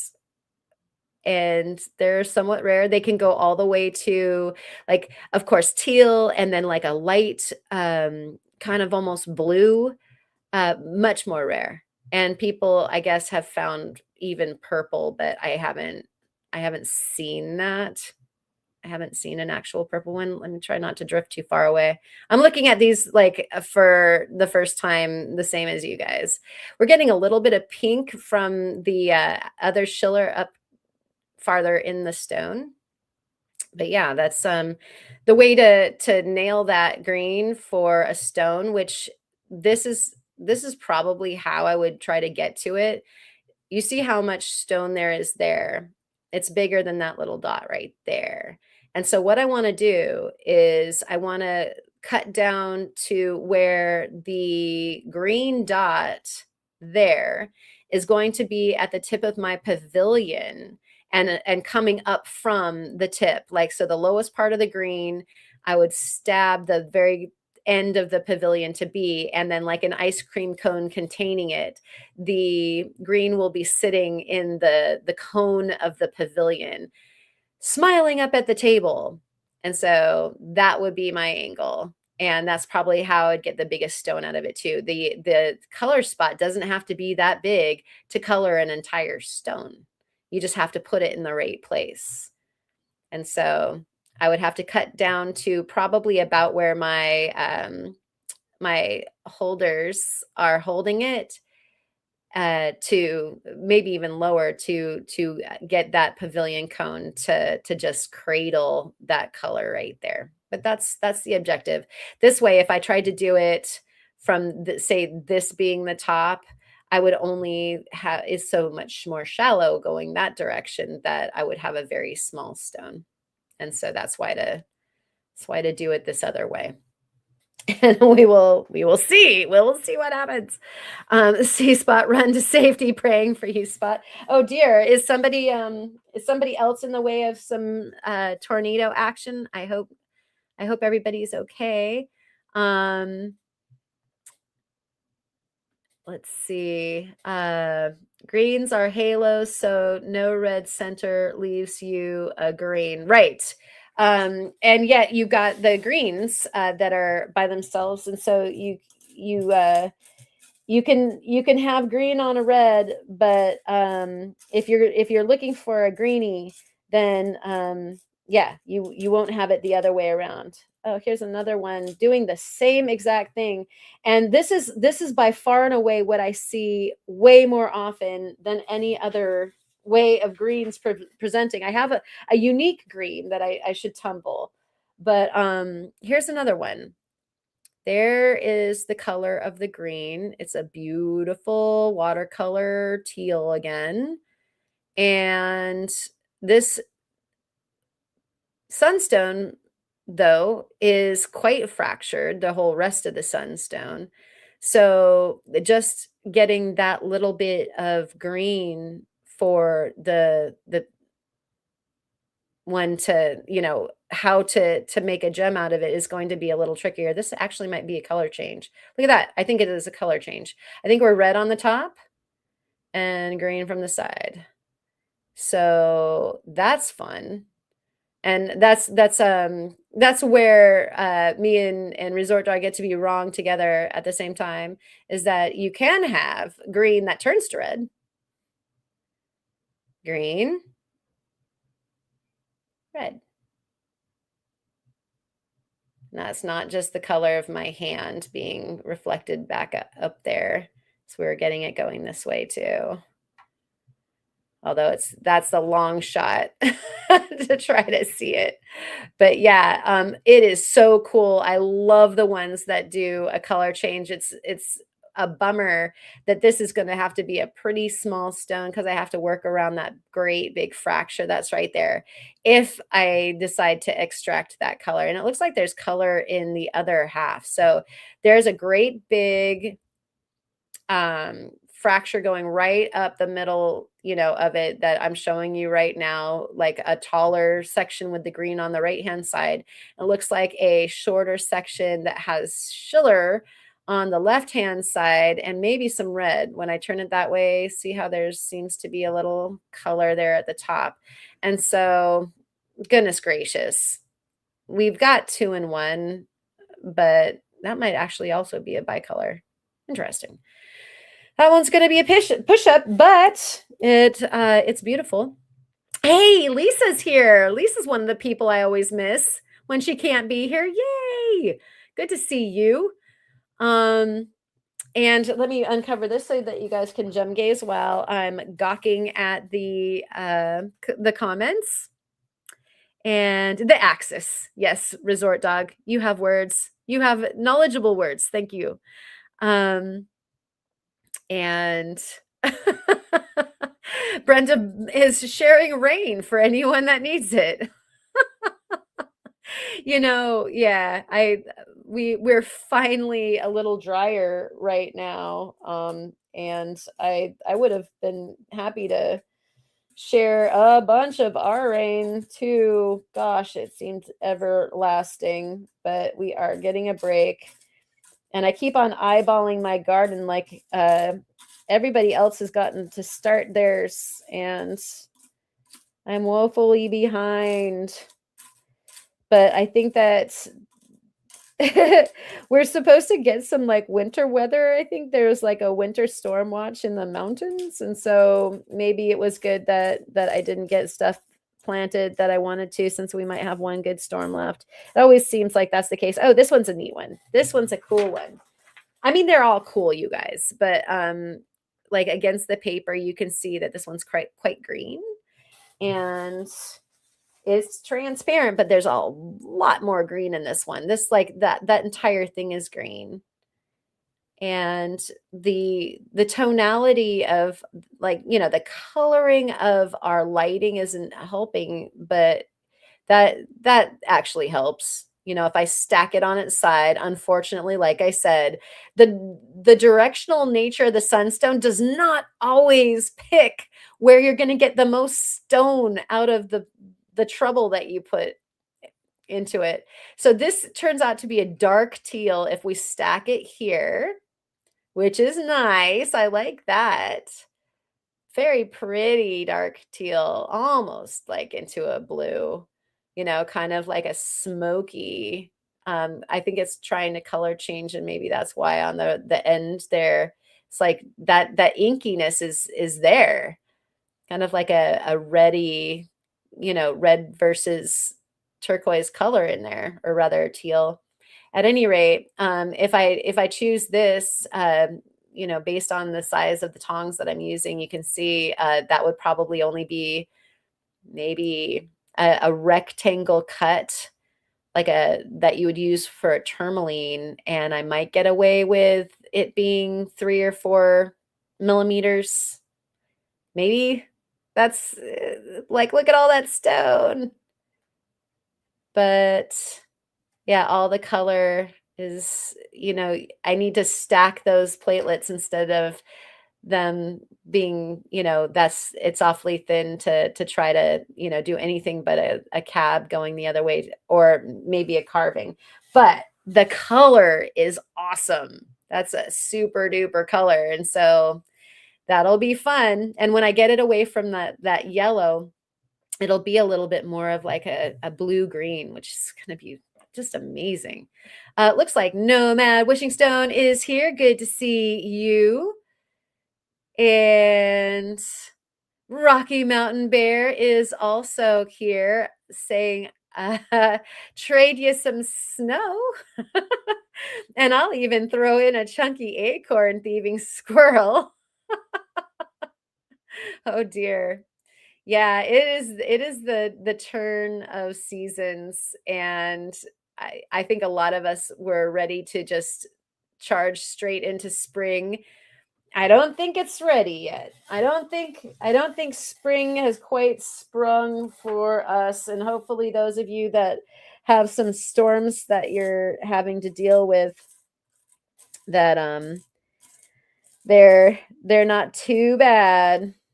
Just a hold on tight.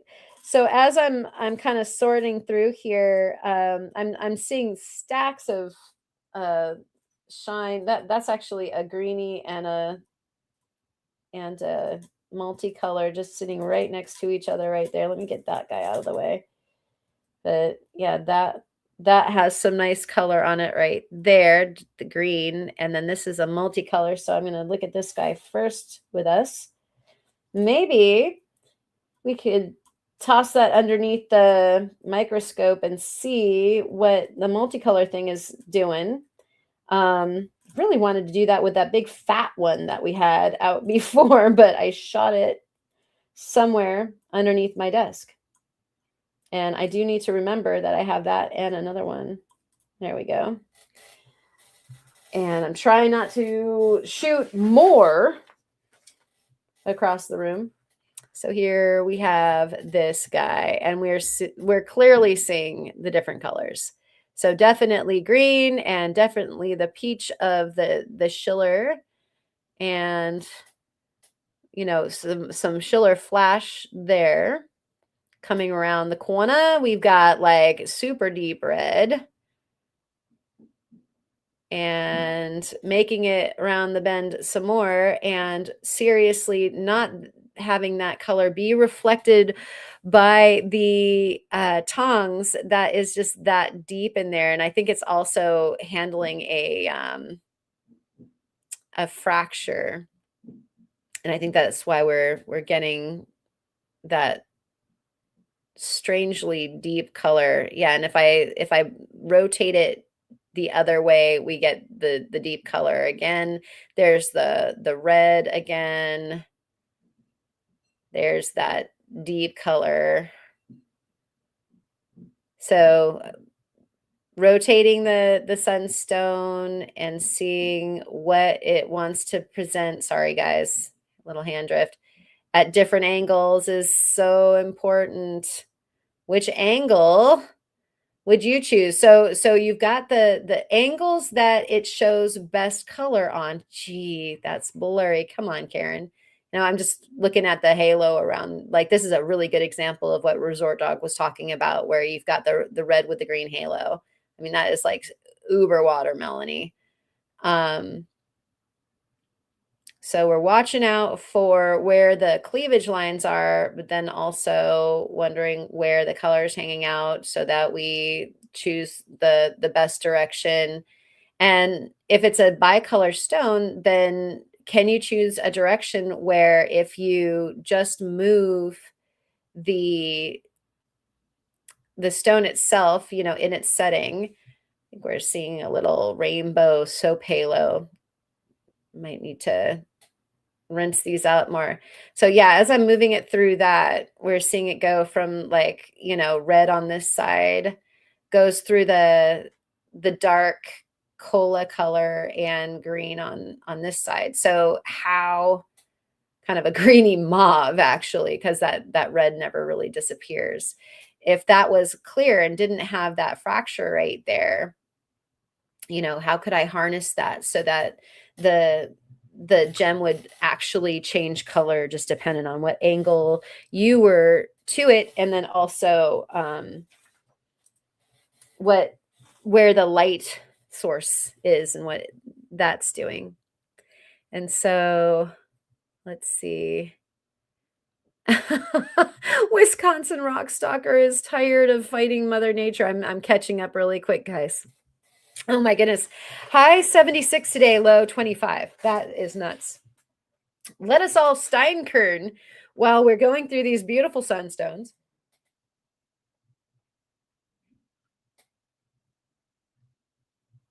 Right, Nomad Wishing Stone fracture. Why do you got to be like that? Because otherwise we've got such beautiful stones and would be worth so much. But oftentimes those fractures take you down, from maybe what otherwise could be an 8 millimeter, a 10 millimeter stone. Like, we're talking carats, into like now you're more into these like dainty little half carats or smaller. It's worth it, kind of like with the Montana sapphires. Like, these are the onlyest sunstones that have copper in them. And so there's definitely literally a worldwide market for these guys. Because Oregon's the only one that does this particular mineral dance. And so they're rare in that regard. And sought after. This one, if I stack the two greens, because I don't know if you guys are seeing it, but there's like a couple. This is like peas in a pod. Like, the pigments seem like there's a concentration all the way to the right that we're seeing. There's that green spot that you see quite well. That's kind of left of the first fainter one, and then it looks like there's more body color that is green towards the middle where that bump is at the top. And so if we stack those, I don't know how, maybe this is zonal and we do it from that angle. That actually makes that green, that's almost a Kelly green, which is crazy for sunstones. Let me turn it around that way. Not so good. This way you're seeing that zonal like split better. You can see lobes of color. Isn't that crazy? Like peas. There's at least two. So maybe for this one, I end up just going with that and showing a zonality and a grouping instead of trying to stack them and get something green. Because if I stacked it, it would have to be at the long angle. Let me see if I can get this without dropping it, not in the tool in the best way. And I'm not even going to be able to visually get you there. There's too much stone. Oh, and maybe it turns red this direction. Huh. That's funny when your green disappears. Like I thought we could be smart and stack it. Like if we're truly from this angle, it looks like our green turns red, and then you can see it come back going that way. I think it's the deepest if we're here. You can see way more color, way more teal, way more green this way. And so what would you do? That is wild. I'm going to have to take a close look at this guy and see what we have going on as far as fractures. It looks fairly clear. But yeah, huge anomaly stone. I had promised that we'd look at that bicolor underneath the microscope, and I forgot. So let's try. Let's do that. Thanks for hanging on with me. I've kind of got like that brain that you get from having been stuffy headed and not altogether great. And so thanks for hanging on with me. I mean, well, even though I might not be terribly articulate. Okay, so let's get in there and see if we can't get a focus here first. So interesting to see what, look at the crazy color change that's going on, that, we get glare because these aren't flat surfaces, and we've got a non-polarized lens. And so we get to see all of the color, or rather the light features. But there we had gone past the top. We're looking into the color there. It'd be cool to get some of that green too. So just looking back to the Schiller. See if we can't move it up. This might move us into the glare zone.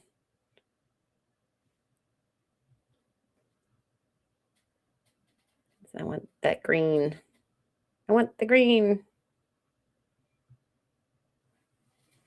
We're experiencing both you and I are experiencing this at the same time. So the green, really, you can't see the Schiller particles. You can see the Schiller particles right underneath. And so you see striations of, here, let me make this bigger. I'm certainly not the interesting thing here. Right underneath, you can see right there, you can see Schiller lines. And up here is cloudy green, and it floats down to some red. So we're seeing an area of the color change in this one. And we can just move it around a little bit to see perhaps how the different angles, wow, gets knocked out by the glare over dark. Yeah, that is so weird. And that's where it's the most green, can kind of travel over to a different part of the stone, see what it's doing. That's part of the, like, clear into the color. It just gets deep and dark really fast. That's like down in the color itself. And you can see kind of the green halo. You can see the particles of, those are the platelets of the Schiller. Some of the Schiller is actually sparkling back at us right now. This looks like it's probably an inclusion fracture. So a lot of times the Schiller is on the same striation line as a fracture, so that can also throw you off big time if you're trying to plan a stone and you're like, "Oh, yeah, that's just Schiller," and it's not just Schiller, it's also a fracture line, which I believe we're looking at right now. So it's kind of interesting. Sometimes you get a lot more information from looking underneath the microscope, and, this is a great way to grade your gems. But I mean, once again, we've got this puddle of teal up here. It's so flipping cool. And then there's a puddle at the bottom too that I can see from sitting here, but it's hard for me to get you past that glare. So very, very interesting. All right. And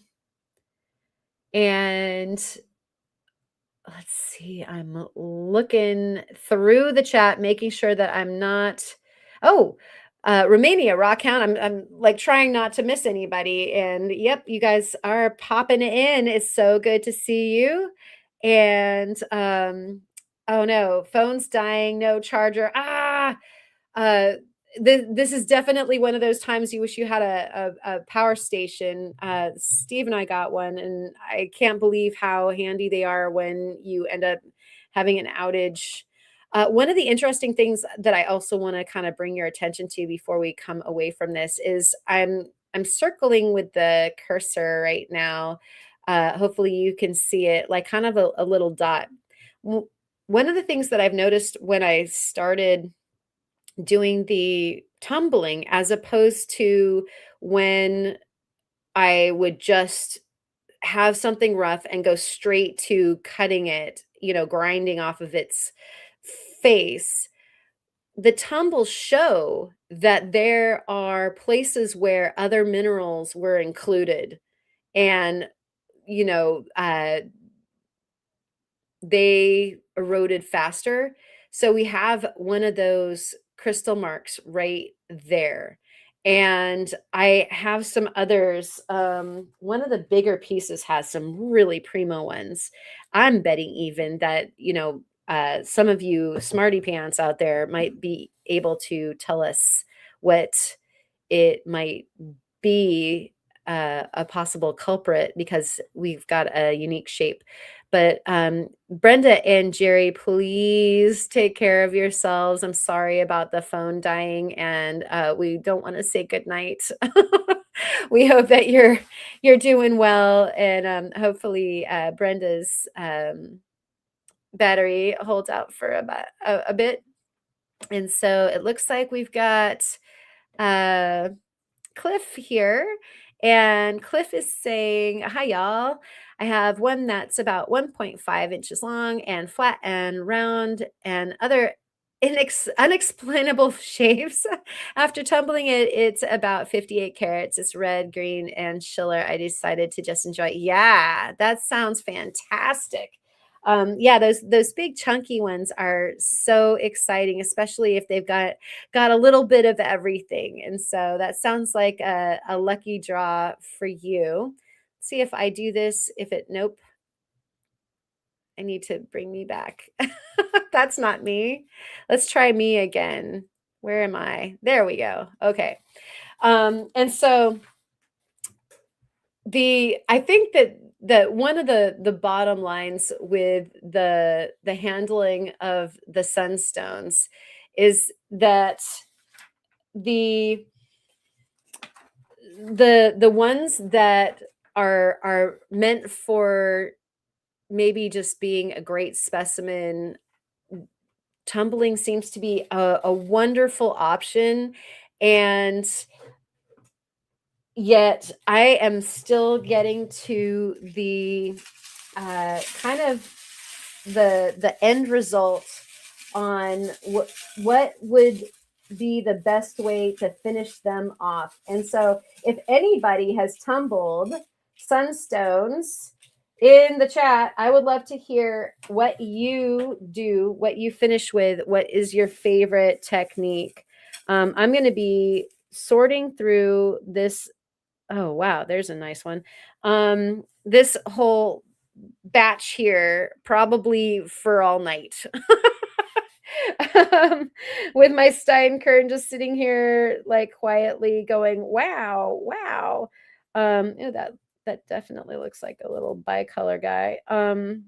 But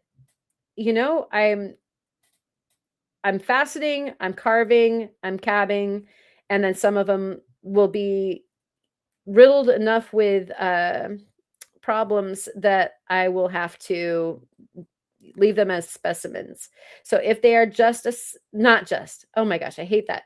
If they become a specimen and not some other kind of gemstone, then they want to be really nicely polished.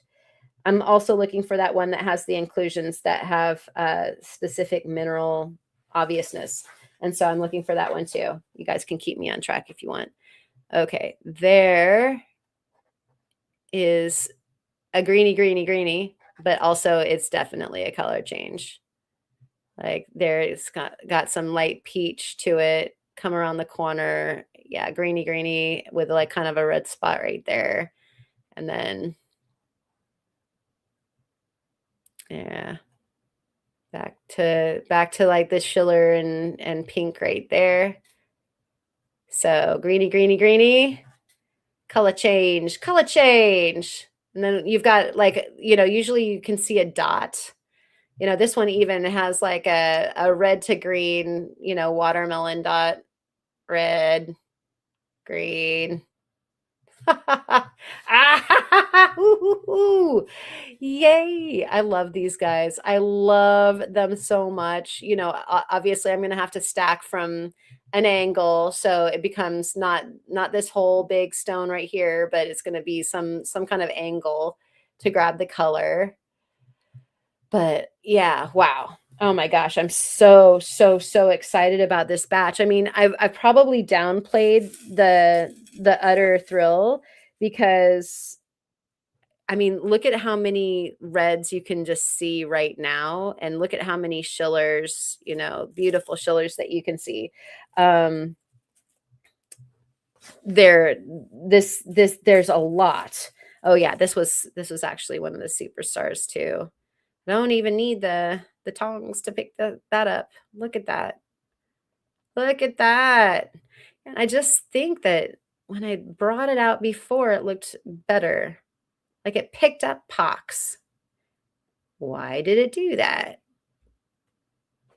But that sure is beautiful. We'll get these to where they need to go.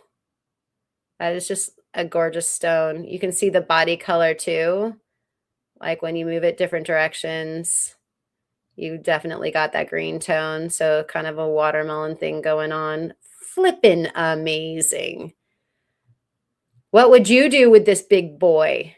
That's a pretty big stone, kind of like what Cliff was saying before. You got a lot of stone there. Do you carve it? Do you make a great big cab? Do you keep it as a specimen? Almost tempted to leave this guy as a specimen because he's so big. Sunstones just don't come big, and these guys have already lost all the weight to become polished.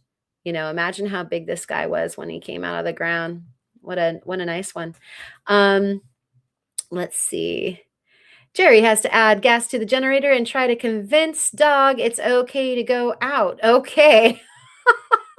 Oh man, Brenda, I totally hear that one. My dogs hate storms, and you're like, you need to go to the bathroom. You really do need to go out right now. But I don't wanna. But you do. You need to go. So Nomad Wishing Stone is saying, I finished with 3K white aluminum oxide, a few hour burnishing tumble. Yeah, I did the I think mine is 5K aluminum or 8K. It's good stuff. I thought it would be fine. And it was good for the last 2 tumbling batches. This is number 3. And so I got cocky. I finished it with that. I do like to do a burnishing, but I decided to do the cerium oxide after I did, and actually after I'm playing with this, it's getting better. No, maybe it's not. I can't tell. Is there something on here? Or I think it got repocked, which is really weird.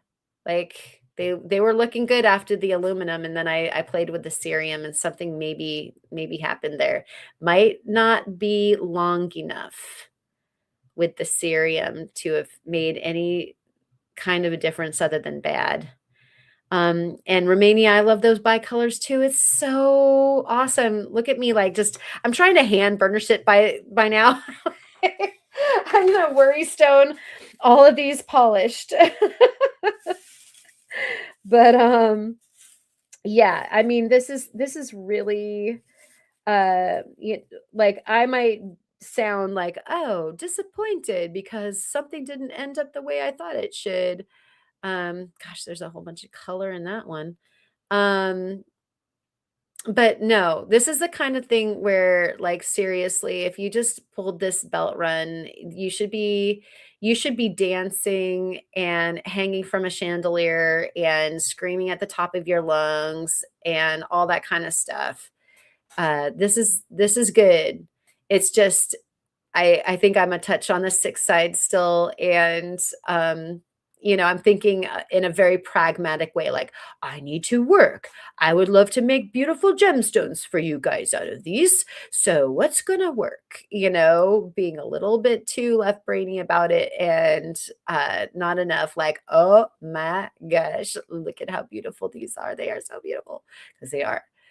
This one's freaking awesome. Look at that, like the Schiller going through, and then you can see tinting through the stone here. Tinting through the stone. It's trying to do like green and red at the same time. And so you're getting like that kind of cloudy, like, I don't know what to call it. It's almost kind of like a root beer that happens. I shouldn't be holding it with my hand because that can throw off the color a little bit, but yeah, that's wild. Look at what weird colors those are. See, my hand's gone, and you've got the red over in the left-hand corner, just like with a green halo around it. And it's got like a big red eye, and then a black eye, and then the mouth is going, huh? Like a half smile sort of thing. You can't unsee it. You can't unsee it. But yeah, it's really going to be fun to decide to do some carving with some of this, and figuring out how the tumbling process needs to go to make them be perfect. I don't want them to lose too much more weight, especially the ones that I do want to use for faceting. Like, look at this little guy. Okay, so this in theory could be something that is made into a gemstone. Does it stay the way that it is because it's so small, and somebody could maybe wrap it, just the way that it is? Like any of these, even with the fractures, if you don't end up doing a faceted piece or a cabochon, you could always just wrap it and you don't have to worry about the fractures. It's just part of the beauty of the stone. In fact, fractures, sometimes make rainbows, or can help the stone refract more of itself through the stone, throw different things, qualities about itself. Look at that. Like, that's like a little, red swoosh through the middle. That would be our angle if we were going to go for a facet. And this is tiny. This is so tiny. Here's this. That's how tiny we're talking about. And so I could probably make like a 2 mm stone out of this, and wood. I mean, what a cool little accent stone, like with the teal and the maroon and the red going on. that you can see at that angle right there. You know, the sunstones, sometimes their best quality is their subtlety. And I don't think that they have to be big to be amazing, and to be able to harness the thing that makes them special, the color change, the Schiller, the, you know, their best attributes. Like that's definitely the gem cutters. Um, the gem cutter's job. Can you do it? So let's see. Mr. Chubby Heavy. Always use ozone brand digits to burnish for best results, right? It's carium oxide. Oh dear. Let's see, we've got Age of Anderson saying my belt runs were nowhere near as good as these. Better luck next time, I guess. Yeah. I've gone through so many belt runs by now. I've had good ones and I've had bad ones. I've had ones where I left so mad just because, it's gambling, folks. It's a crapshoot. And I know for sure that it's not personal. Because I've gotten good ones too. If they didn't like me, then they would be consistently bad. But I think that they do their best, and you get what you get, and you don't throw a fit. Here's another. Oh! Look at that! Look at those huge sparkles of the Schiller. Wow, those are big. I'm trying to get it to focus. See those? That is like party confetti big. That's a cool. So again, this is a tiny, tiny, tiny little stone, but oh no, no, no, no. Look at it, it's got a fracture right through the center. So this one officially is not usable for me. Gosh darn it. Because I am not going to wrap. Somebody else could wrap it. So, tune in May 1st. This one will more than likely be something that you could get if you wanted it. But yeah, boy, it is like an emotional roller coaster looking at these. So you fall in love and then you're like, oh no, I can't use you. I think I sidetracked myself from something I was trying to say. Oh, yeah. Better luck next time for sure, Age of Anderson. Like I definitely feel like they go all the different ways. Let's see. And we've got, I would have to be content with a little hole drilled in and polished for a simple pendant, no facets for me with that. Yeah, I mean, that's another good point. You could just drill a hole in. I've been drilling the others to create the jewelry items. Like you saw that on the enameled pieces. This is a great thing to be looking at right now. Goodness gracious. The enamel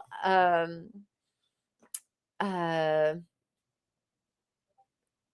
earrings that I did, there's another nice bicolor right there. Shall we?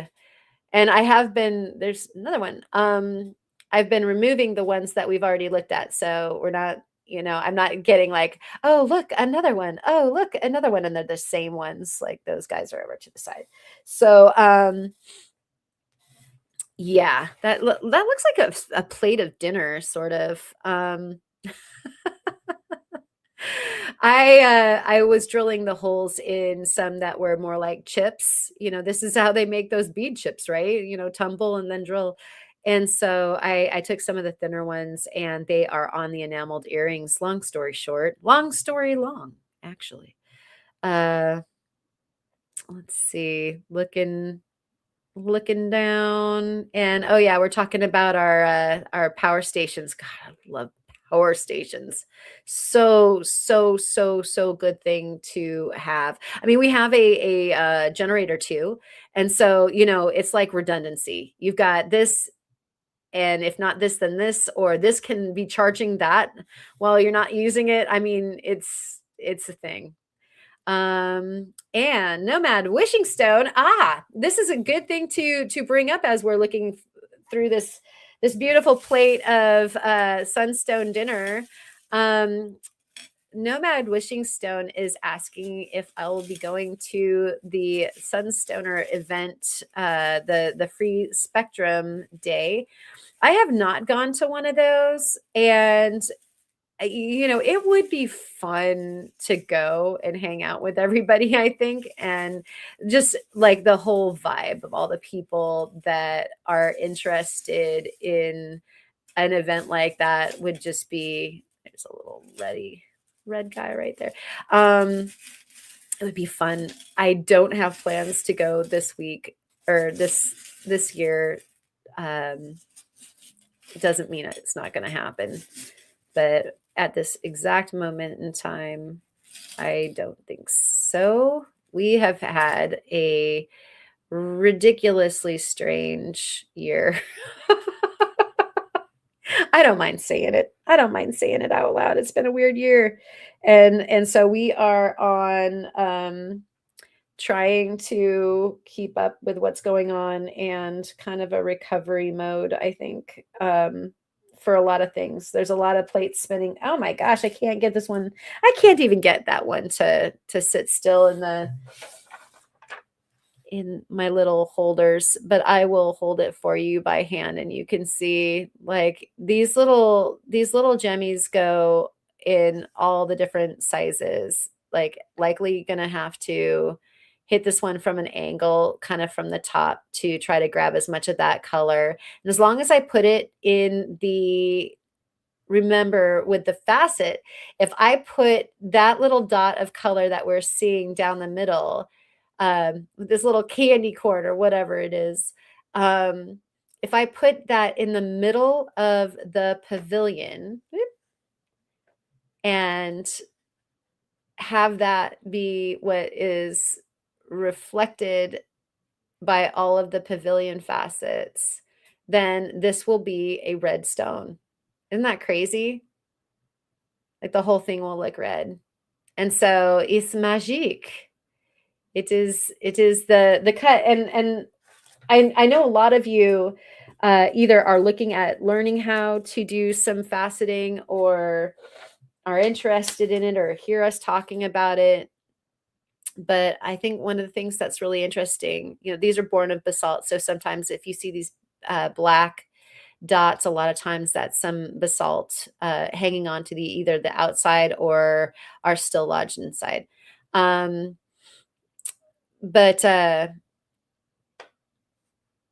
the faceting, there was something about the faceting that I was going to say before I sidetracked myself with like, oh, look, it's a squirrel.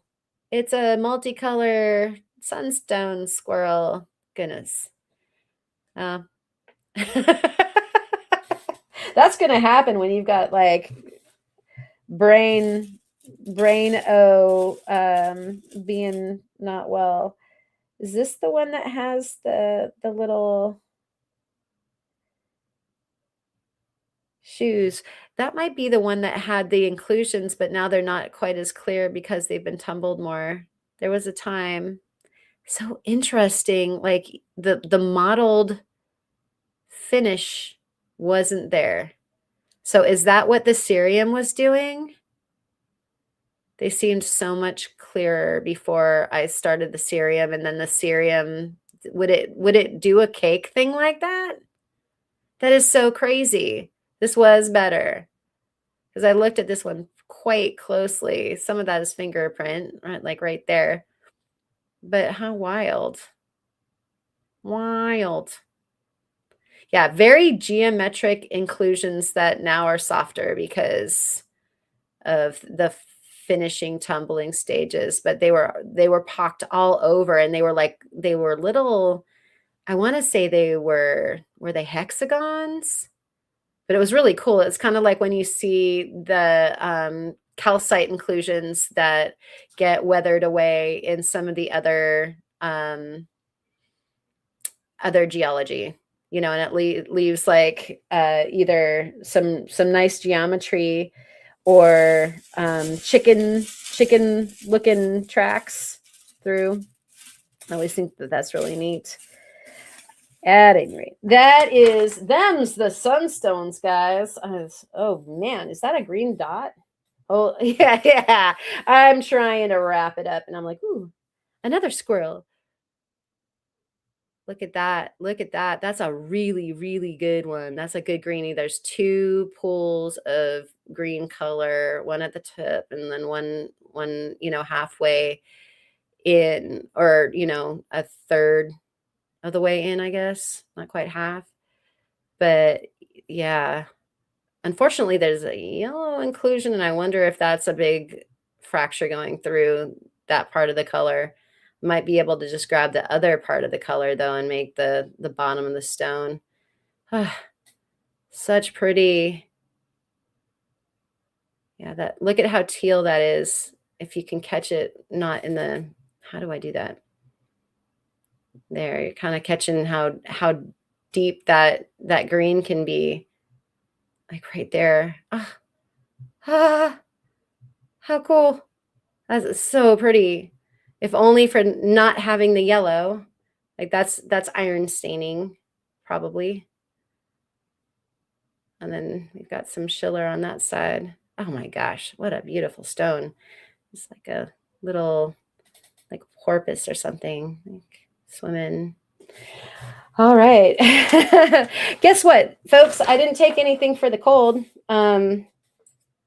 This is just me being normal, but it was fun looking at these with you. If there are some questions, let's see. Oh no. Okay, we had buffering. I'm sorry about that. It's been a weird evening, guys. I was having some trouble right before coming online, and I think that my chat was stuck a couple times too. So I feel bad for missing some of your comments, and then also probably missing whole swaths of things. And not just due to like having a weird cold ridden brain and yeah, my whole head full of whatever is ailing me. So let's take that down, and can we return me to big? I wonder. There we go. Did we cover everything? Oh man, I'll do it later. There's a really generous soul box that I got. Soul Adventurist included some really cool things. There's palm wood and some gem. Yeah, that gem stuff. See, bubble brain. Probably time for me to check out, but we will revisit that and the gifts that came along with those things from her sale. I missed out on the purple cloud. I really, really wanted to get some of that purple cloud. I'll have to get that next time. And oh, here we go. We've got some interesting Google on polishing sunstones in a vibe tumbler. It's interesting. I please send that. Please send that. I did see some stuff, but I will absorb. I will absorb everything because I want to nail it. And I think I was closer to nailing it actually before than this particular one. I was like, I'm gonna knock this one out of the park. These are looking so good. I'm gonna like tumble them for longer and do all the things. And actually, they didn't do as well. So we'll see what happens. Thank you guys for your well wishes. Thank you so much for all of your well wishes when I made the announcement last week. That warmed my heart so much. It took me a second to get back to y'all because we had so much going on and I was under it. And I read every single one of your comments, no matter if it's on a video or if it's on a live stream or if it's on a community chat. or whatever. I read every single one. Sometimes I'm able to respond, sometimes not so much. But believe me, they mean the world to me. To get from you. I really appreciate all of you guys. And thank you. Let's all drink to everybody's health and to not getting hit by tornadoes or bad weather. That the sun is shining on you and the sunstones are shining in your rock boxes. Cheers.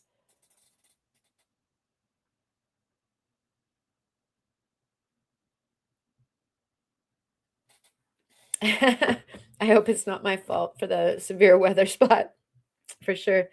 Let's see. What have we got here? Still plenty, no pressure though. Thanks for showing off the Sunstones. Yeah. Oh my gosh. It would be super fun to go out to the event. Otherwise, I will be there at Spectrum at some point soon to get my mining on. And I will be faceting through many of the things that you just saw. Some of the other ones will be available. If I can't use it, I want somebody else to. I'm not going to be a miser and just hoard them, which I am so tempted to. And I would probably be sorry about getting rid of some in hindsight. But in order to subsidize mining another day and going out to the Sunstones, I'll probably let some of them go on the May 1st live sale, probably with some rough or something, those kits that I put together, so that you've got some that have been shined already and some that are, not, something like that. If y'all want to get some of your own sunshine sunstoning on. Uh, Thank you, Lisa and Scott and Allison and Chubby Hubby and Blind Squirrel and Ryan. Randall, oh my gosh, I missed you coming in. Randall, good to see you. Still going through the fun of your box.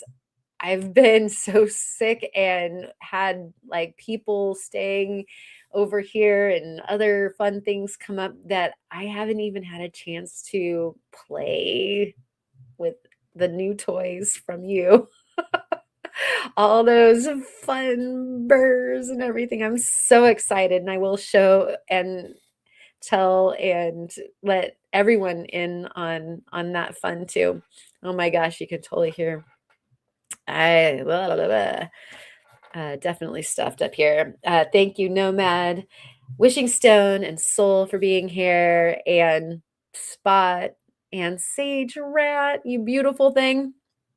I miss seeing Lady Diana and Lady Diana rather, Meg Mac, and some of our friends that weren't here tonight.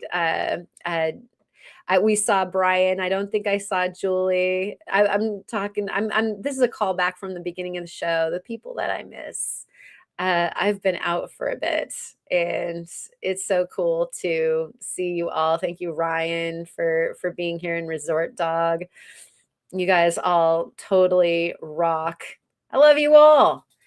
And so I think I even saw, did I see Kid Curry earlier? I mean, I hope everybody's staying safe. I know some of our East Coasters are having a go. So Brenda and Jerry, you guys hang tight and be safe. James is here too. James, good to see you. And Romania. Getting up early or staying up late. And so we will see Steve winging on the beach one more time on a sunny, glorious day. For those of you, the wind is there, but at least it's sunny. And then we'll get those sunset pictures or footage all congealed up for you guys for the next credits, I think. Patricia's Creations, thank you. I think I saw Curry up at the very beginning. I might have been hallucinating, so we'll just have to see. And otherwise, Kikuri, you're one of the people that we missed. And Kyle, and Theo, and Kurt, and all y'all that aren't here. Thanks, Mom, for being here too. I bet you're out there. Cheers and Steinkerns. Let's get the credits on up here. Thank you for staying, and we'll see you at all the lives, sales, and premieres all weekend long. Of course. Rock on, everybody. Alive, everybody. There he goes.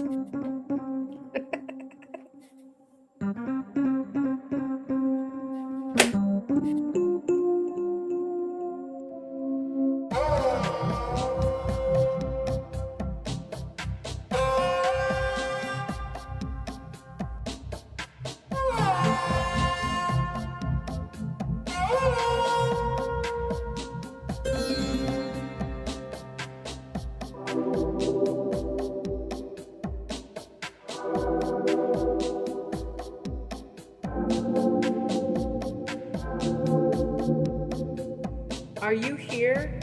Am I here?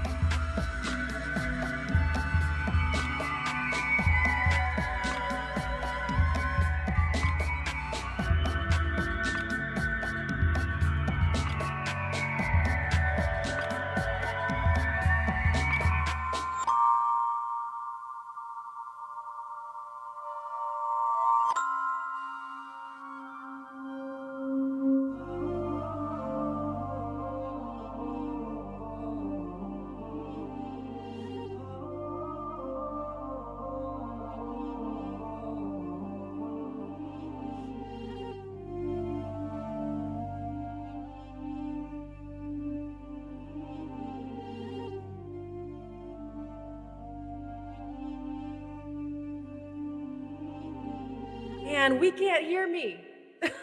Let's start over again.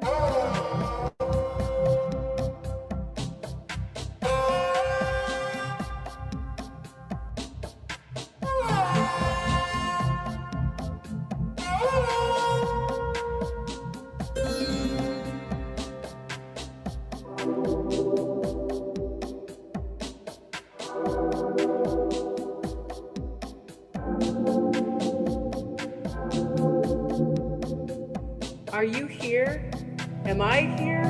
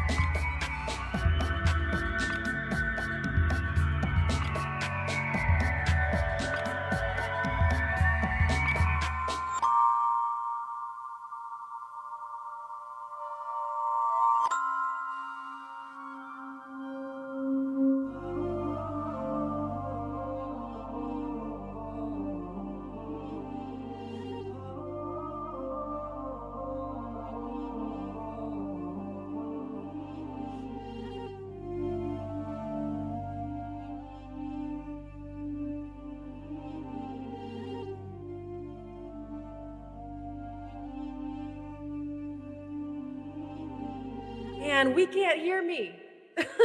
Let's start over again.